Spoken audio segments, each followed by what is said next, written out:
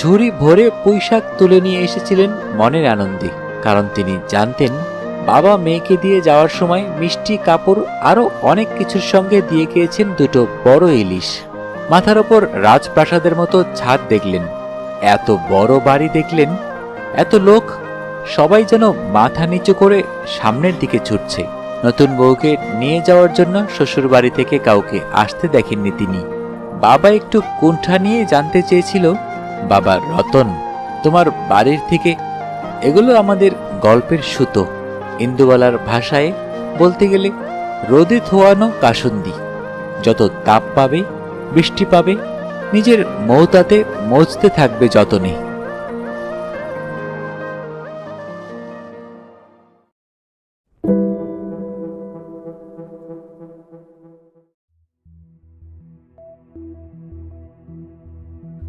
আসসালামু আলাইকুম। আপনারা শুনছেন অডিও বুক বাই শাওন। আজকে আপনাদের পড়ে শোনাব কল্লোল লাহিড়ীর লেখা বিখ্যাত উপন্যাস ইন্দুবালা ভাতের হোটেল। যারা এখনও অডিও বুক বাই শাওন চ্যানেলটি সাবস্ক্রাইব করেননি, অনুরোধ থাকবে চ্যানেলটি সাবস্ক্রাইব করে বেল আইকনটি অন করে দিবেন। বরাবরের মতোই গল্প পাঠে আমি মোহাম্মদ মেহেদি হাসান। তাহলে শুরু করছি কল্লোল লাহিড়ীর লেখা বিখ্যাত উপন্যাস ইন্দুবালা ভাতের হোটেল।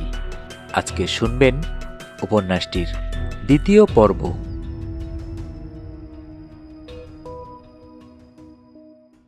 জ্যোৎস্নাময়ীর কোনো ছবি ইন্দুবালা দেখেননি। একমাত্র ফ্রেমে উইয়ে কাটা আলতা রাঙানো পায়ের দুটো ছাপ ছাড়া।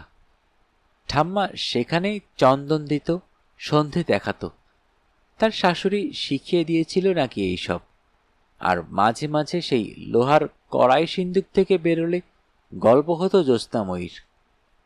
কই রে ইন্দু, নিয়ে আয় হলুদের কৌটাটা। ঠাম্মা হাঁক পারে। বেলা যে অনেক হলো, ভাইকে পাঠায় পাশে ভবেশদের বাড়িতে কাঁচা লঙ্কা আনতে। ইন্দুবালারা গামছা দিয়ে যে চিংড়ি ধরেছে সেগুলো দিয়ে আজ ঠাম্মা রান্না করছে চিংড়ির হলুদ গালা ঝোল। কিন্তু এই গল্পের সাথে বাড়িতে পুকুর না থাকার কি সম্পর্ক? প্রশ্ন করে ইন্দুবালা। দাও দেখি আমি একটু নাড়ি ঝোলটাকে।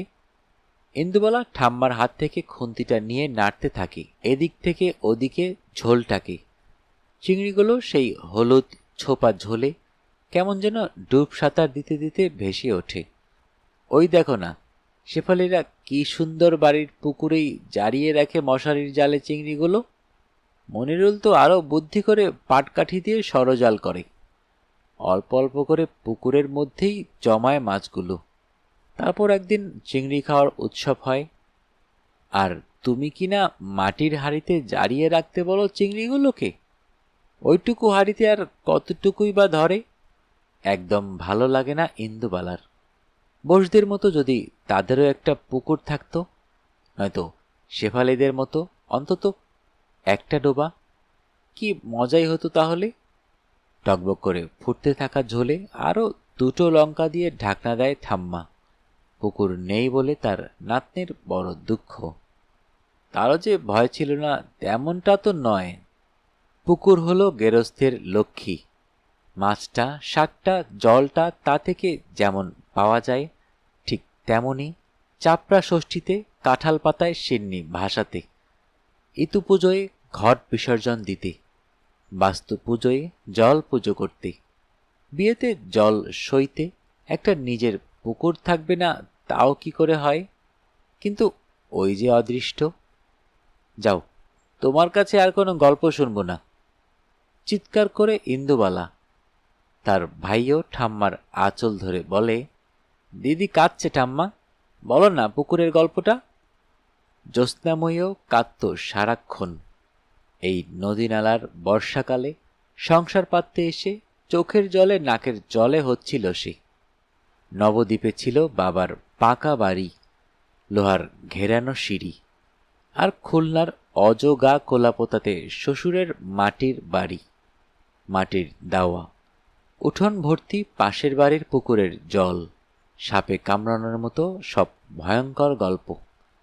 লম্ফ জেলে কোনো রকমে রান্না করে জ্যোৎস্নাময়ী সন্ধে হতে না হতেই বেলার দিকে উঠোনের শেষ ভাগে কাদের যেন চোখ জল করে ওঠে। ওরা কি সব ভূতপ্রেত? পাশের বাড়ির বিধবা বউ রাধারানী এসে বলে যায়, মোটেই না, ওগুলো সব শেয়াল। সন্ধে হতেই খাবারের সন্ধানে বেরিয়ে পড়ে। সাবধানে থেকো বউ, ওরা পারলে মানুষ তুলে নিয়ে যায়। আতকে ওঠে জ্যোৎস্নাময়ী। বিশম্ভর অনেক রাতে রোগী দেখে একা একা বাড়ি ফেরে। তার যদি কিছু হয়ে যায়, শেয়ালে যদি ধরে, সাপে যদি কাটে, চিন্তায় চিন্তায় কেমন যেন শুকিয়ে যেতে থাকে জ্যোৎস্নাময়ী। এইদিকে বর্ষা গিয়ে শরৎ আসে, শরৎ গিয়ে হেমন্ত। শরীর ঠিক হয় না তার। গায়ের লোক বলে, হাওয়া লেগেছে বউয়ের, পীরের কাছে যাও। বিশালক্ষী তলায় মাঝে মাঝে আসে কত পীর, কত সাধু সন্ন্যাসী। এদের একটু বিশ্বাস করে না বিশম্ভর, যত বুজরুকি। কিন্তু জ্যোৎস্নাময়ীর মন চায় একবার অন্তত যাক সে। এতদিনে পেটেও তো এলো না কোনো সন্তান। কেন? কোন কারণে? এর মধ্যে গ্রামে এলো এক জল বাবা। কত শত পাহাড় ডিঙিয়ে অনেক মন্ত্রতন্ত্র পড়ে সে নাকি জলে মুখের ছায়া দেখে সব বলে দিতে পারে। রাধারানী দিল খবরটা ইন্দুবালাকে। তাজ্জব সব কথা বলে নাকি লোকটা। দরকার পড়লে বাঘে গরুতেও এক ঘাটে জল খাওয়াতে পারে। একদিন বিশম্ভর যখন সদরে গেছে ওষুধ কিনতে, জ্যোৎস্নাময়ী পাশের বাড়ির রাধারানীর সাথে বেরিয়ে পড়ল। বিশালক্ষী তলায় সেদিন ভিড় ছিল কম। বেদির ওপর বসে এক ভিন দেশের সাধু। তিনি অনেকক্ষণ ধরে জ্যোৎস্নাময়ীকে দেখলেন। পেতলের সরার মধ্যে জল নিয়ে এগিয়ে পিছে মুখায়াব দেখলেন, আর তাকে চমকে দিয়ে নানা রকমের কথা বলতে শুরু করলেন। যেমন তার মায়ের মৃত্যু হয়েছিল বাড়ির মধ্যে পুকুর পাড়ে বজ্রাঘাতে। দিনটা ছিল সোমবার। এটা একমাত্র জ্যোৎস্নাময়ী ছাড়া এই গ্রামের কারোর জানার কথা নয়। এমনকি বিশম্ভরকেও সে কোনোদিন গল্প করেনি। সাধু ভুরো নাচিয়ে বলে, নদীতে স্নান করার সময় গায়ে উঠেছিল চিংড়ি, আতকে ওঠে জ্যোৎস্নাময়ী। সব সত্যি যে? সাধু জানতে চায়, বল কি দিবি? নিদান বলে দেব, সব বিপদ কেটে যাবে। জ্যোৎস্নাময়ী হাতের বালা খুলে দিয়েছিল। সাধু খুশি হয়ে বলেছিল, তোর বাড়ির চারপাশে ঘুরে বেড়াচ্ছে উপছায়া, পাপ। বাড়িতে একটা নতুন প্রাণের সঞ্চার কর, যাতে অন্য নতুন প্রাণ আসতে পারে। এই নতুন প্রাণটা কি হতে পারে সেটা বুঝতে পারে না জ্যোৎস্নাময়ী। স্বামীকেও বলা যায় না। যদি শোনেন সাধু সন্তের কাছে যেতে শুরু করেছে তার বউ, তাহলে বাড়িতে কুরুক্ষেত্র হয়ে যাবে। রাধারানী একদিন দুপুরে পান খেতে এসে বুদ্ধি দেয়, যদি বউ বাড়িতে একটা নতুন ডোবা করিস, সেটাও তো একটা নতুন কিছু করা হয়। বুদ্ধিটা ফেলতে পারে না জ্যোৎস্নাময়ী। স্বামীকে বলে, অন্যের পুকুরে যেতে তার বড় সমস্যা। কেমন লজ্জা লজ্জা করে। নিজের বাড়িতে যদি একটা পুকুর থাকত, নিদেন পক্ষে একটা ডোবা। বিশম্ভর রাজি হয়ে যায়। তারও অনেক দিনের শখ নিজের বাড়িতে একটা পুকুরের। জলাশয় শুভর প্রতীক, কল্যাণকর। পুকুর কাটানোর দিনক্ষণ দেখা হয়, সে মহা ঝক্কির ব্যাপার। এত সব জানত না জ্যোৎস্নাময়ী। ভূমিকে পুজো করে পূর্বপুরুষের আশীর্বাদ নিয়ে প্রথম মাটি কাটা হয়। একদিনেই অনেকটা মাটি গোল করে কেটে ফেলে লোকজন। বাড়ির চারপাশটা যেন মেলার মতো মনে হয়। সেদিন হঠাৎ রাতে বৃষ্টি নামে, কড়কড় করে বাজ পড়ে, আর সে কি ঝড়! অনেক ভোরে জ্যোৎস্নাময়ীর ঘুম ভেঙে যায়। পাশ ফিরে দেখে বিশম্ভর অকাতরে ঘুমোচ্ছে। হঠাৎ যেন তার মনে হয় জলের কলকল আওয়াজ। প্রথম দিনের পুকুর কাটাতেই ভর্তি হয়ে গেল নাকি? জল দেখতে উঠে পড়ে জ্যোৎস্নাময়ী। আধখোরা পুকুরের সামনে এসে থমকে দাঁড়ায়। কোথায় জল? শুকনো খটখটে মাটি, আর সেই হা করা বিশাল মাটির গর্তে পড়ে আছে সাদা থান পরা পাশের বাড়ির বিধবা রাধারানী, যার মুখের একদিকটা খুবলে নিয়ে গেছে শিয়াল। বাতাস ভারী হতে থাকে, ফিসফিস করে যেন কারা কথা বলে চারপাশে। পেছন ফিরতেই জ্যোৎস্নাময়ী দেখতে পায় তার সামনে দাঁড়িয়ে আছে কবেকার মরে যাওয়া তার মৃত মা। জানতিস না খুকু, পুকুর ঘাটে বজ্রাঘাতে মরণ হয়েছিল আমার? আতকে ওঠে জ্যোৎস্নাময়ী, চোখ মেলে দেখে ঘুমাচ্ছিল সে। পাশে বিশম্ভর নেই। বিভৎস স্বপ্নের রেশ নিয়ে দালানে এসে বুঝতে পারে কাজ বন্ধ রেখেছে মাটি কাটাইয়ের লোকেরা। পাশের বাড়ি থেকে কান্নার সুর ভেসে আসছে। বিধবা রাধারানী ভোরবেলায় মারা গেছে ভেদ বমিতে। পুকুর কাটানো বন্ধ করে দিল বিশম্ভরের গায়ের লোকজন। বাধা পড়েছে কাজে। মাটি কাটার লোকগুলো ফিরে গেল। তারও অনেক পরে বাড়ির পূব দিকে বিশম্ভর একটা কুয়ো খনন করেছিল। ততদিনে অবশ্য তার ছেলে মেয়েতে সংসার ভরে উঠেছে। এই গ্রামে সেই প্রথম কুয়ো, যে কুয়োতে ইন্দুবালার ভাই একটা কচ্ছপ পুষেছিল। নাম রেখেছিল কুমড়ো। ওপর থেকে মুড়ি দিলে কুমড়ো ভেসে উঠত। ছোট্ট হা করে জলে ভেজা মুড়িগুলো গিলে গিলে খেত। ঠাম্মার কর্ম অবতারের গল্প হয়তো মনে ছিল তার। সবাই আজ একটু তাড়াতাড়ি স্নান সেরে আসে। বাবা, ইন্দু ভাই, মাকেও বসে যেতে বলে ঠাম্মা। গরম ভাতের সাথে আজ যে শুধু চিংড়ির হলুদ গালা ঝোল, সেই কবেকার গল্প হয়ে যাওয়া জ্যোৎস্নাময়ীর লোহার কড়াই। লোহার কড়াই ইন্দুবালার হোটেলেও আছে, কিন্তু জ্যোৎস্নাময়ীর মায়ের কড়াইয়ের মতো নয়। তিনি যদি তার মায়ের সব বাসনগুলো নিয়ে আসতে পারেন, তাহলে ইন্দুবালাই বা পারবেন না কেন? লক্ষ্মী তার চোখ গোল্লা পাকিয়ে বলেছিল, হ্যাঁ ঠিকই তো, নিয়ে আসলি না কেন ওগুলো? ইন্দুবালা হাসেন। তখন কি করে জানবেন এই এত বড় হোটেল হবে তার? লক্ষ্মী বলে এক মাছওয়ালি বন্ধু হবে, তিনটে ছেলে মেয়ে নিয়ে অকালে বিধবা হবেন, আর কোথাও কোনোদিন যাওয়ার জায়গা থাকবে না, এমনকি বাপের বাড়িও না।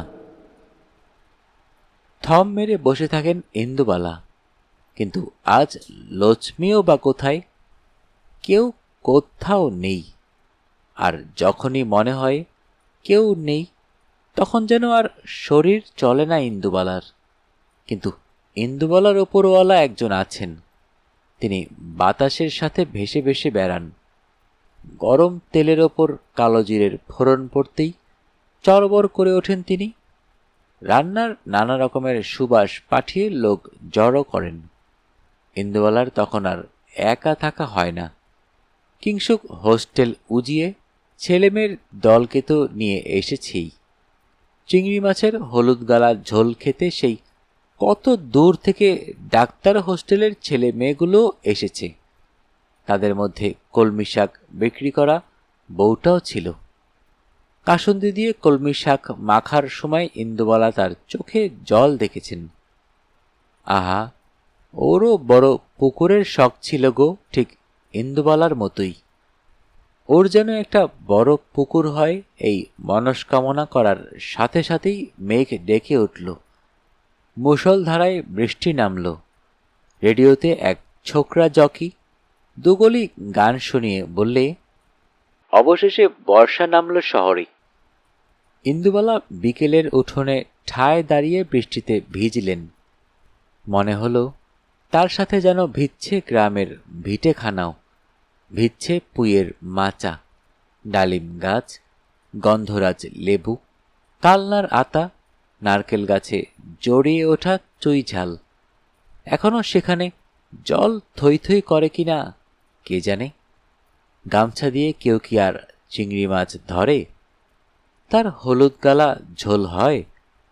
বৃষ্টির জলে ডুব দিতে থাকেন ইন্দুবালা অনবরত।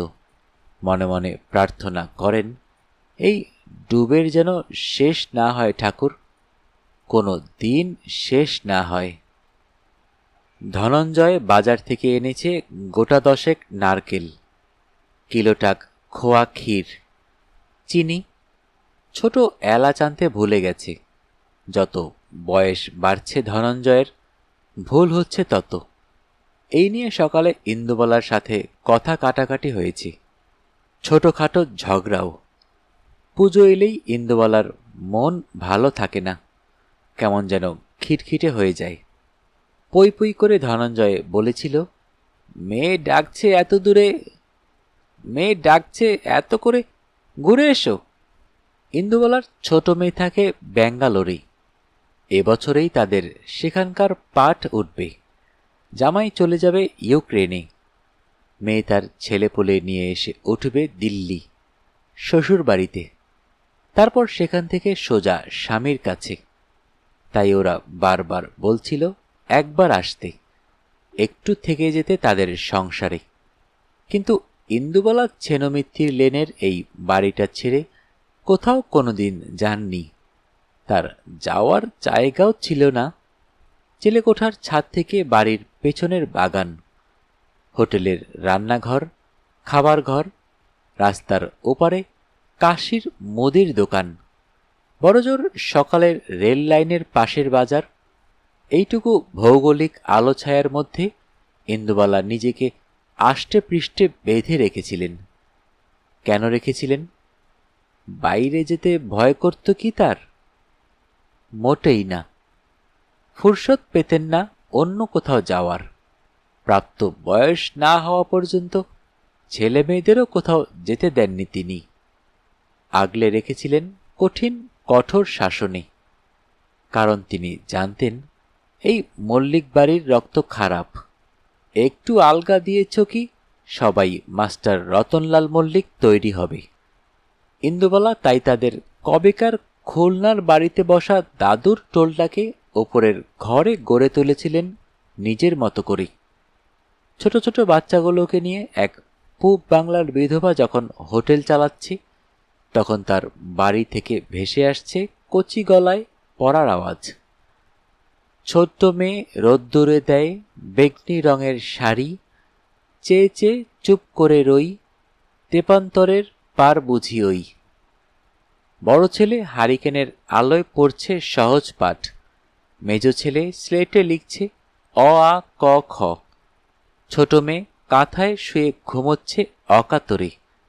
জাগলেই দাদারা কেউ না কেউ তাকে দুধ খাইয়ে দেবে। আর ইন্দুবালা তখন দুটো গনগনে উনুনের সামনে, কোনোটাতে ফুটছে সোনামুগের ডাল, কোনোটাতে বা ভাত। বোনকে বেশ খানিকটা বড় করে তুলেছিল দাদারাই, তাই বোন মায়ের থেকেও দাদাদের ন্যাওটা বেশি, সেই ছোট থেকেই। দাদারাও বোন বলতে প্রাণ। তিনজনের বড় হয়ে ওঠাটা একে অন্যকে অবলম্বন করে। তার মাঝে খাড়া হয়ে বট গাছের মতো আছে যেন মা। ঝুরির সাথে বট গাছের যেমন সম্পর্ক, ঠিক তেমনই ছিল ওর ছেলে মেয়েরা। মা আছে জানলে ওরা নিশ্চিন্ত হতো, আর ইন্দুবালা নিশ্চিন্ত হতেন ওদের সারাক্ষণ চোখের সামনে দেখে। খুব যে হুজ্জুতি ওরা করত তেমনটা নয়, সেই সময়েও ওরা পেত না। ছোট থেকেই ওরা জেনে এসেছে ওদের মা বাবা একজনই, আর তিনি হলেন ইন্দুবালা, যার আবার একটা হোটেল আছে। সেই হোটেল না চললে ওদের ভাতও জুটবে না। কেমন করে যেন ফুস মন্তরের মতো কানে ঢুকিয়ে দিতে পেরেছিলেন ইন্দুবালা। তাই ছোট থেকেই ওদের চাহিদা ছিল খুব কম। মাঝে মাঝে নিজেই অবাক হয়ে যেতেন ইন্দুবালা। ওরা যখন একটু একটু করে বড় হচ্ছিল, ওদের দেখে ইন্দুবালার নিজের ছোটবেলার কথা মনে পড়ত। নিজেও তো ভাইকে একদিকে দিদি আর একদিকে মায়ের মতো করে বড় করে তুলেছিলেন। তবুও যেটুকু স্নেহপরশ শীতের হিমের মতো তাদের গায়ে লেগে থাকত, এই বাচ্চাগুলোর কপালে তা জোটেনি। সেই স্নেহ কোমলতা ইন্দুবালা নিজের শরীরের অন্তঃপুরে লুকিয়ে রেখেছিলেন। কখনো কোনো দুর্বলতার মুহূর্তেও তিনি প্রকাশ করেননি। ইন্দুবালাকে কোনোদিন কাঁদতে দেখেনি তার ছেলে মেয়েরা। যেটা মুখ দিয়ে বলেছেন সেটাই করেছেন, যা চেয়েছেন সেটাই করতে হয়েছে ছেলে মেয়েদের। ছোট থেকে তাই বড় অনুশাসনে মানুষ হয়েছে তারা।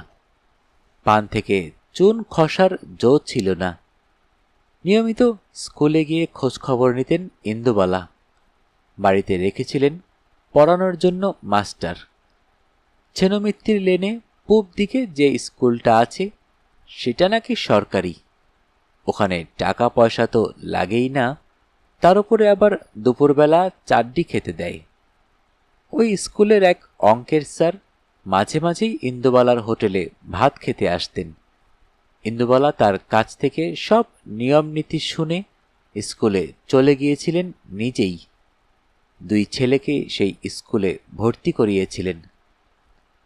ছেলেদের হাতে ধরে শিখিয়েছিলেন ঘরের কাজ, রান্নাবান্না, কাপড় কাচা, বাসন মাজা। ধনঞ্জয়ের সহ্য হতো না। ওইটুকু ছোট ছোট হাতে ছাই কাটবে মা? ইন্দুবালার জবাব ছিল, না হলে পদ্ম হবে কি করে? ইন্দুবালা ছেলে মেয়েদের সামনে যে কঠোর কঠিন অনুশাসন রেখেছিলেন আমাদের বাঙালি ঘরে, সেটা বড় একটা দেখা যায় না। কেন এমন কঠোর হয়েছিলেন ইন্দুবালা? তাকে তো এমন অনুশাসনের মধ্যে বড় হতে হয়নি। একটা নয়, একাধিক কারণ এর পেছনে ছিল। 3টে নদী পেরিয়ে তিনি যেদিন কলকাতায় এসে এই মল্লিক বাড়িতে ঢুকেছিলেন, সেদিন থেকেই বুঝেছিলেন তার ভাগ্য কলাপোতায় যেমন টিমটিম করে জ্বলছিল, এখানে এসে বুঝি তা নিভল। কলকাতার বাবুরা বিকেলে গলায় পাউডার মেখে তাস পেটায়, রাতে বউ পেটায়, ভোর রাতে সোহাগ করে, আর গোটা দিন পাশ বালিশ বুকে জড়িয়ে ঘুমোয়, কিংবা চিতপুরের কোনো বাড়িতে মাছের তেল চচ্চড়ি খেয়ে গা মালিশ করায়। ইন্দুবালার এই বাড়িতে নানা রকমের প্রতিবন্ধকতা ছিল। জীবনের নানা চড়াই উতরাই বিয়ের কয়েক বছরের মধ্যেই ইন্দুবালাকে করে দিয়েছিল ক্ষত বিক্ষত। মনে মনে প্রতিজ্ঞা করেছিলেন, যদি কোনোদিন কোনো সন্তান আসে তার জীবনে, এই বাড়ির কোনো পূর্বপুরুষের ছায়া তিনি তাদের ওপর পড়তে দেবেন না। বড় ছেলে যখন পেটে, শাশুড়ি তখন সবে তার চলৎশক্তি হারাতে বসেছেন। তাও তার খানদানে মেজাজে তখনও বয়সের জং পড়েনি। নাতির মুখ যে বুড়ি দেখতে পাবে সেই আশা ছেড়েই দিয়েছিলেন তিনি। কাজেই বাড়িতে পিতৃপুরুষের মুখে জল দেওয়ার লোক এসেছে শুনে তিনি আহ্লাদিত হয়েছিলেন। কিন্তু নাতিকে তেল মাখানো ছাড়া বড় বেশি সোহাগ করার সময় পাননি।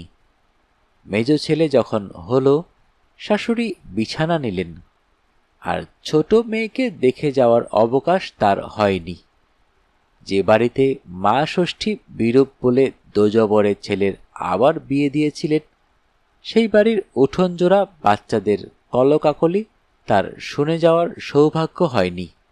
কিন্তু মনে মনে এক পরম শান্তির গিট দিয়েছিলেন তিনি।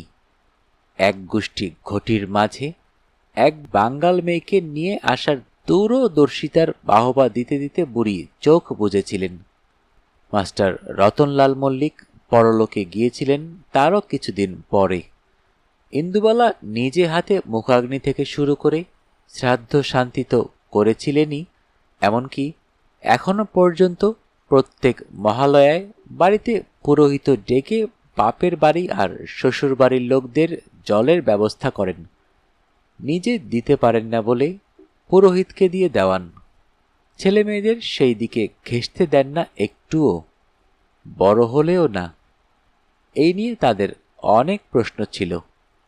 সব জবাব থেমে যেত ইন্দুবালা যখন বলতেন, আগে মরি, তারপর নিজেরাই সব সামলিও। বড় হয়ে মল্লিক বাড়ির শেকড়ের উচ্চ সন্ধানে নিজেরা যখন আগ বাড়িয়ে গেছে, তখন হোঁচট খেয়েছে বারে বারে। তখন বুঝতে পেরেছে তারা কেন তাদের মা বাড়ির চারপাশের জমাট অন্ধকার থেকে এইভাবে দূরে রেখেছে, কেন তাদের কাছে স্বপ্নের মতো হয়ে উঠেছে খুলনার কোনো এক অখ্যাত অজগা কলাপোতা।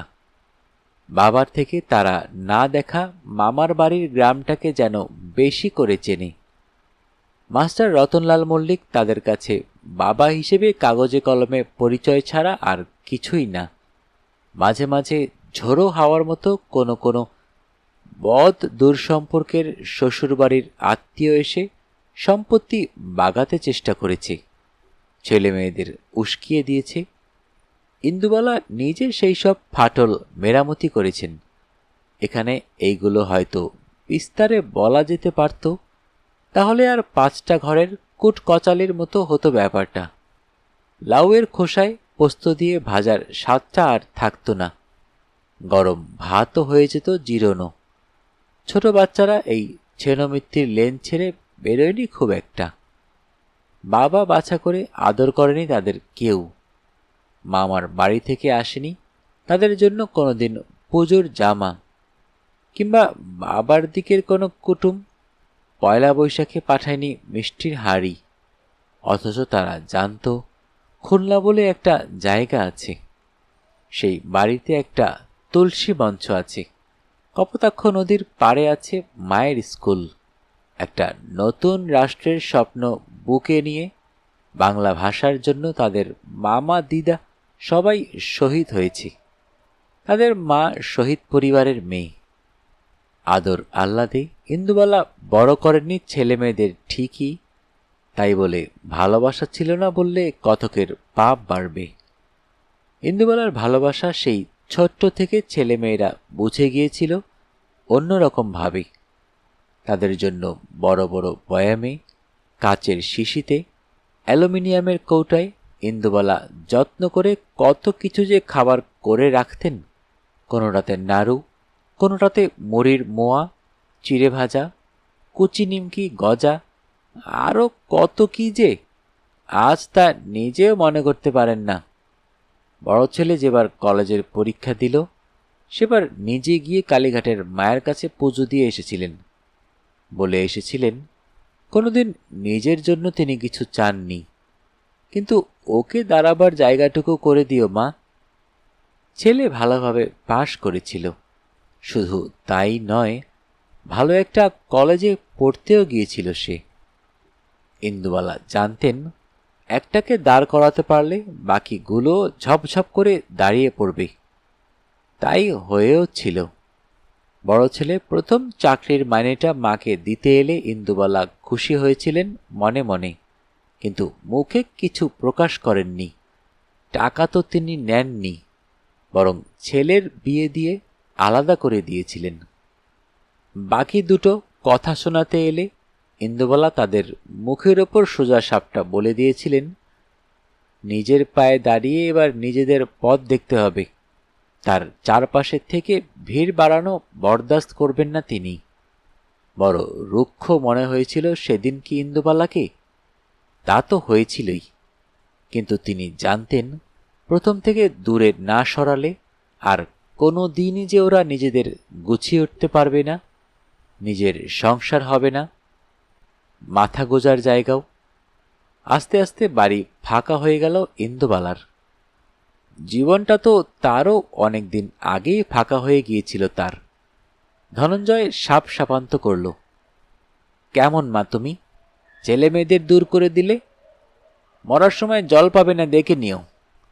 ভর সন্ধেবেলায় ধনঞ্জয়ের কথাটা বড় বুকে বেজেছিল, কিন্তু ইন্দুবালা জানতেন তার দুই কোলে কেউই মরার আগে জল পায়নি। তিনিও যে পাবেন সেই আশাও করেন না। ইন্দুবালা তাই কালো তিলের সাথে গঙ্গা জল দেন প্রতি বছর। পিতামহ থেকে শুরু করে মাতামহ, শ্বশুরবাড়ির 3 কুলের কেউই বাদ পড়ে না। এমনকি মনিরুল, সেই কবেকার 71-এর যুদ্ধে হারিয়ে যাওয়া নিজের প্রথম প্রেমকে পর্যন্ত সারাদিন নির্জলা থেকে ইন্দুবালা জল দেন। মনটা ঝুপ করে খারাপ হয়ে যায়। ধনঞ্জয় সেটা বুঝতে পারে। বিরক্ত করে না তখন সে ইন্দুবালাকে। নিজে নিজে উনুন ধরায়, সবজি কাটে, আটা মাখে। ইন্দুবালা নিচে নামেন অনেক দেরি করে। মহালয়ে ইন্দুবালার হোটেলের মেনু সাদা তিলের বড়া, নারকেল ডাল, কোচো মাছের চচ্চড়ি আর চালতার চাটনি। মেসের ছেলেমেয়েগুলো হাপুস হুপুস করে খেয়ে আঙ্গুল চাটতে চাটতে শুতে যায়। চাঁদপানা মুখগুলো আবার কয়েকদিন দেখতে পাবেন না ইন্দুবালা। কেউ জড়িয়ে ধরে, কেউ চুমু খায়, কেউ সেলফি তোলে। দিদাকে তারা নাকি খুব মিস করবে। ভালো থেকো তুমি, আর পুজোয় একদম ভালো ভালো রান্না করো না, তাহলে ওই ধনাদাই সব খাবে। কত কি সব কলবল করতে করতে বেরিয়ে যায়। কিচ্ছুটি মুখে না দিয়ে ইন্দুবালা উপরের ঘরে গিয়ে চুপটি করে বসেন। কাদের জন্য তার আজ এত ফাঁকা ফাঁকা লাগে? সব্বাইকে নিয়ে থাকলে আজ এই নিশুতি রাতে এই বাড়ি গম গম করত। কোনো ঝগড়া নেই, ঝাঁটি নেই, মনের কোনো মালিনত্ব নেই। তবুও ছেলেমেয়েগুলোকে এত দূরে সরিয়ে রেখে কি পেলেন তিনি? একা বাঁচার সুখ। কার জন্যে একা হয়ে গেলেন তিনি? বাবার জন্যে? মনিরুলের জন্যে? মাস্টার রতনলাল মল্লিকের জন্যে? নাকি অলোকের জন্য? দম বন্ধ হয়ে আসে তার। ঠিক এই রকম সময়ে ইন্দুবালার যেটা হয়, তিনি আর চুপ করে বসে থাকতে পারেন না, কাজ করতে হয় তাকে। মনে পড়ে যায় 10টা নারকেলের কথা, কিলোটাক খোয়া ক্ষীর। ধনঞ্জয় মাঝরাতে শুনতে পায় খড়খড় আওয়াজ। ঘুম থেকে উঠে দেখে নারকেল কুচ্ছেন ইন্দুবালা। খিচিয়ে ওঠে ধনঞ্জয়। নিজে তো শান্তি পাবেই না, আমাকেও শান্তি দেবে না তুমি। ইন্দুবালা মুখ না তুলেই বলেন, তুই শুতে যা ধনঞ্জয়, আর যাওয়ার সময় রান্নাঘরে দৌড়টা দিয়ে যা। ধনঞ্জয় যেতে চায় না। কাল সকালে এইসব নিয়ে বসলে হতো না? এই এতগুলো নারকেল এখন কুটবে, বাটবে? তার চেয়ে যাও না, ছেলেমেয়েরা পুজোয় কত কি পাঠিয়েছে সেগুলো দেখো না। ঘুম না এলে সেলাই ফোড়াই করো। ইন্দুবালা খুব শান্তভাবে তাকান ধনঞ্জয়ের দিকে। এই সময়ে তার একটুও ঝগড়া করতে ইচ্ছে করে না। আমি কি করব না করব সব তুই বলে দিবি নাকি দনা? ইন্দুবালার এই চাহনি ধনঞ্জয় চেনে। মনে যা ভেবেছে তাই করবে। সে দাঁড়ায় না, দৌড় এঁটে চলে যায়। চণ্ডীমণ্ডপে অধিবাসের ঘট বসে গেছে। মহালয়াতে পুজো হয়েছে কাসর ঘণ্টা পিটিয়ে, কিন্তু কুমুদপালের তখনও চোখ আঁকা হয়নি মা দুর্গার, তার ছানাপোনাদের। অনেকের সাথে ঠায় দাঁড়িয়ে আছে ইন্দুবালাও চণ্ডীমণ্ডপে থামের সামনে। টিমটিম করে জ্বলছে হ্যারিকেন। কুমুদ পাল তোড়জোড় করছে কাজ শুরু করার। ঠিক সেই সময়ে কেউ একজন খোঁচা মারে ইন্দুবালাকে। সে বিরক্ত হয়, পেছন ফিরে দেখে অতসী। স্কুলে একই ক্লাসে পড়ে। তারই দিকে তাকিয়ে মুখে বলে না, অতসী অমন খোঁচাচ্ছিস কেন? অতসী ফিসফিস করে বলে, বাড়ি চল, মেয়েদের ন্যাংটা ঠাকুর দেখতে নেই, মা বলেছে। ইন্দুবালা বলে, তোর মা বলেছে তখন তুই জানা, আমি এখন চোখ আঁকা দেখব, তারপর দুর্গার শাড়ি পরাও। অতসীর মুখ বাঁকায়। এই জন্যে সবাই তাকে ঢুলুনি বলে। বেটা ছেলেদের গায়ে পড়া। ওই দেখ কে এসেছে, ডাকছে তোকে। ইন্দুবালা ফিরে তাকায়। দূরে অন্ধকারে বড় জাম গাছটার নিচে সাইকেল নিয়ে দাঁড়িয়ে মনিরুল। যদিও মনিরুল তাকে ডাকছে না একটুও। অনেক দূর থেকে দাঁড়িয়ে সে দেখছে ঠাকুরের রং করা ওই টানা টানা চৌকো দুটোতে লাল কালির কাজল পরানো। কিন্তু ইন্দুবালার রাগটা যেন চড়াং করে মাথায় ওঠে। চণ্ডীমণ্ডপ থেকে সোজা নেমে এসে দাঁড়ায় মনিরুলের সামনে। এখানে কি করছিস তুই? মনিরুল আমতা আমতা করে বলে, ঠাকুরের রং করা দেখছিলাম। ইন্দুবালা আরও রেগে যায়। তোর আবার ঠাকুরের রং করা দেখার কি আছে? আমি যা করব তোকেও তাই করতে হবে মনিরুল। রাগলে তার নাকটা ফুলে ফুলে ওঠে। মনিরুলের সেটা দেখতে ভালো লাগে, কিন্তু এখন একটুও তাকাতে পারছে না সে ইন্দুবালার দিকে। সবে গোবটা ছেলেটা মাথা নিচু করেই বলছে, তোর খারাপ লাগবে জানলে আসতাম না। ইন্দুবালা আরও ঝাঁঝিয়ে ওঠে, বলে, আসবি না। চলে যাচ্ছে মনিরুল আস্তে আস্তে সাইকেল নিয়ে হেঁটে হেঁটে। ইন্দুবালাও ফিরে যাচ্ছে চণ্ডী মণ্ডপে। দুর্গার চোখ আঁকা হচ্ছে। কুমুদ পাল তার শিল্পীর হাতের ছোঁয়ায় দেবীর প্রাণ প্রতিষ্ঠা করছেন। কপোতাক্ষের মাটির ঠাকুরও যেন জ্যান্ত হয়ে উঠেছে। কিন্তু এইসব আর ভালো লাগছে না ইন্দুবালার দেখতে। বাড়ি চলে যাচ্ছে ইন্দুবালা। কেন অমন করে বলতে গেল মনিরুলকে সে? কি ক্ষতি হতো সে দুর্গার চোখ আঁকা দেখলে? সবাই তো দেখছিল। ওই অতসীটাই হচ্ছে যত নষ্টের গোড়া। ইন্দুবালাকে বলে কিনা ছেলে ঢলানি। যত রাগটা সে তাপসীর দিকে নিয়ে যেতে চায়, তত রাগ গড়িয়ে আসে নিজের দিকে। ঠিক করল কি ইন্দুবালা? মনিরুলকে কেন অমন করে বলল সে? আর কেনই বা মনিরুলের কথাই বারবার মনে পড়ছে? ভালোবেসে ফেলল নাকি ছেলেটাকে? অন্ধকারে পুকুর পাড় দিয়ে যাওয়ার সময় নিজেই যেন নিজের মুখ চাপা দেয় ইন্দুবালা। কি বলছে সে? এক মুসলমান ছেলের সাথে এক হিন্দু মেয়ের বিয়ে হতে পারে না, কোনোদিন না। ঝোপ থেকে কোনো একটা তক্ষক যেন ঠিক ঠিক বলে উঠল। ভয় পেয়ে গেল ইন্দুবালা আরও। ছুট্টে বাড়ি এসে তার মনটা অবশ্য ভালো হয়ে গেল। ঠাম্মা উঠোন জুড়ে বসে নারকেল কুড়ছে, আর একদিকে দুধ জাল দিচ্ছে কাঠের উনুনে। কি করবে ঠাম্মা? ঠাম্মা হাসে। দেখিস না কি করব। ইন্দুবালা নাছোড়। না, আমাকে বলতে হবে কি করছো তুমি। ঠাম্মা বলে, ওই বারকোষটা তোলতো ইন্দু। এগিয়ে যায় ইন্দুবালা। বারকোষ তোলে। তার নিচে সাজানো ছোট ছোট ছাঁচ, কোনোটা ময়ূর, কোনোটা পান পাতা, কোনোটা আলপনার নকশা। ইন্দুবালার মুখটা যেন এই অন্ধকারে আরো আলো হয়ে যায়। তুমি চন্দ্রপুলি গড়বে ঠাম্মা? সরাসরি কোনো উত্তর দেয় না ইন্দুবালার ঠাম্মা। মা দুর্গাকে দেখেছিস তো দিদিভাই? কেমন এক চালার নিচে স্বামী সন্তানদের নিয়ে শান্তিতে আছে। ওই শান্তিটাই বড় জিনিস।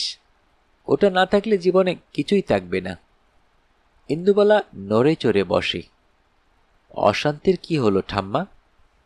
আমি কি কিছু করেছি? ঠাম্মা নারকেল বাটতে বাটতে বলে, না, তুই কেন করবি দিদিভাই? মানুষ করে। মানুষ মানুষের নামে বদনাম রটায়। এত রাতে সমস্ত মেয়ে বাইরে থাকলে বাড়ির অমঙ্গল হয়। ইন্দুবালার চোখ ফেটে জল আসে। আমি কিছু করিনি ঠাম্মা। মনিরুলকে চলে যেতে বলেছিলাম। মেয়ের সরলতা দেখে ঠাম্মা কি করবে বুঝতে পারে না। বাড়ির ভেতরে যাতে আওয়াজ না যায় তাই তক্ষুনি ইন্দুবালার হাতে ধরিয়ে দেন হাতাখানা। দুধটা আস্তে আস্তে ঘন হয়ে উঠছে দিদিভাই। যতক্ষণ না ক্ষীর হচ্ছে নাড়তে হবে, তলায় লেগে গেলেই মুশকিল। ধরা দুধের গন্ধ হলে চন্দ্রপুলি কেউ খাবে না যে। নারকেল কোড়া হয়ে গেছে ইন্দুবালার। এই বয়সে 10টা নারকেল কোড়া চারটিখানি কথা নয়। ঘামছেন তিনি। এবার বাটতে হবে শিলে ফেলে পুরোটা, মিহি করে, যাতে একটু এবড়ো থেবড়ো কুচি না পড়ে মুখে। জিভে দেওয়ার সাথে সাথে যাতে গলে যায় চন্দ্রপুলি।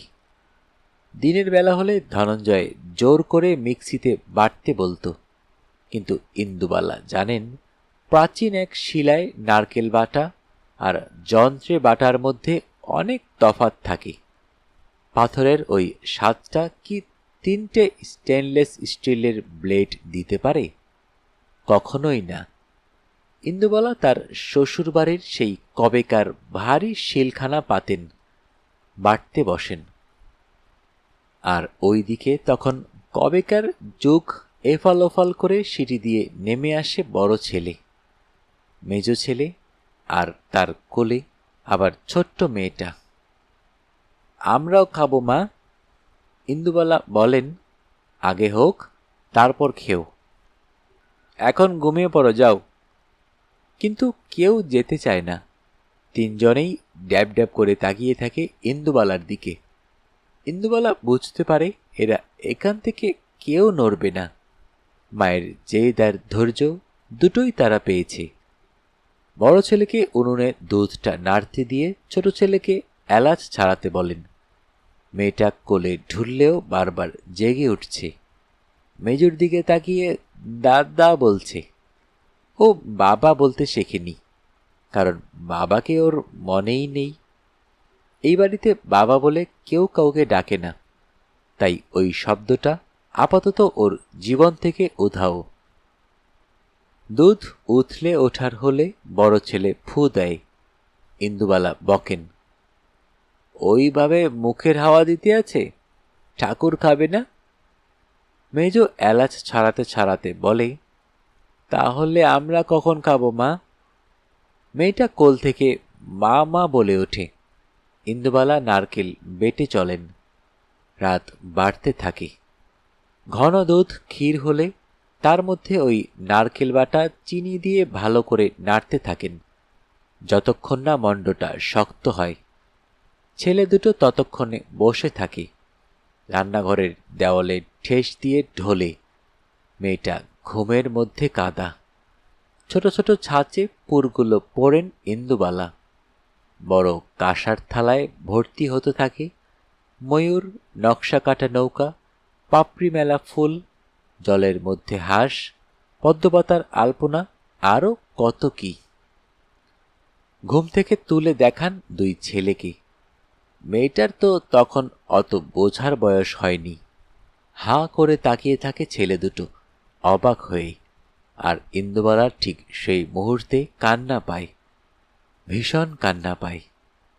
ফাঁকা রান্নাঘরে থালা ভরা চন্দ্রপুলি নিয়ে 70 পেরোনো ইন্দুবালা মুখে কাপড় গুজে হাহাকার করেন।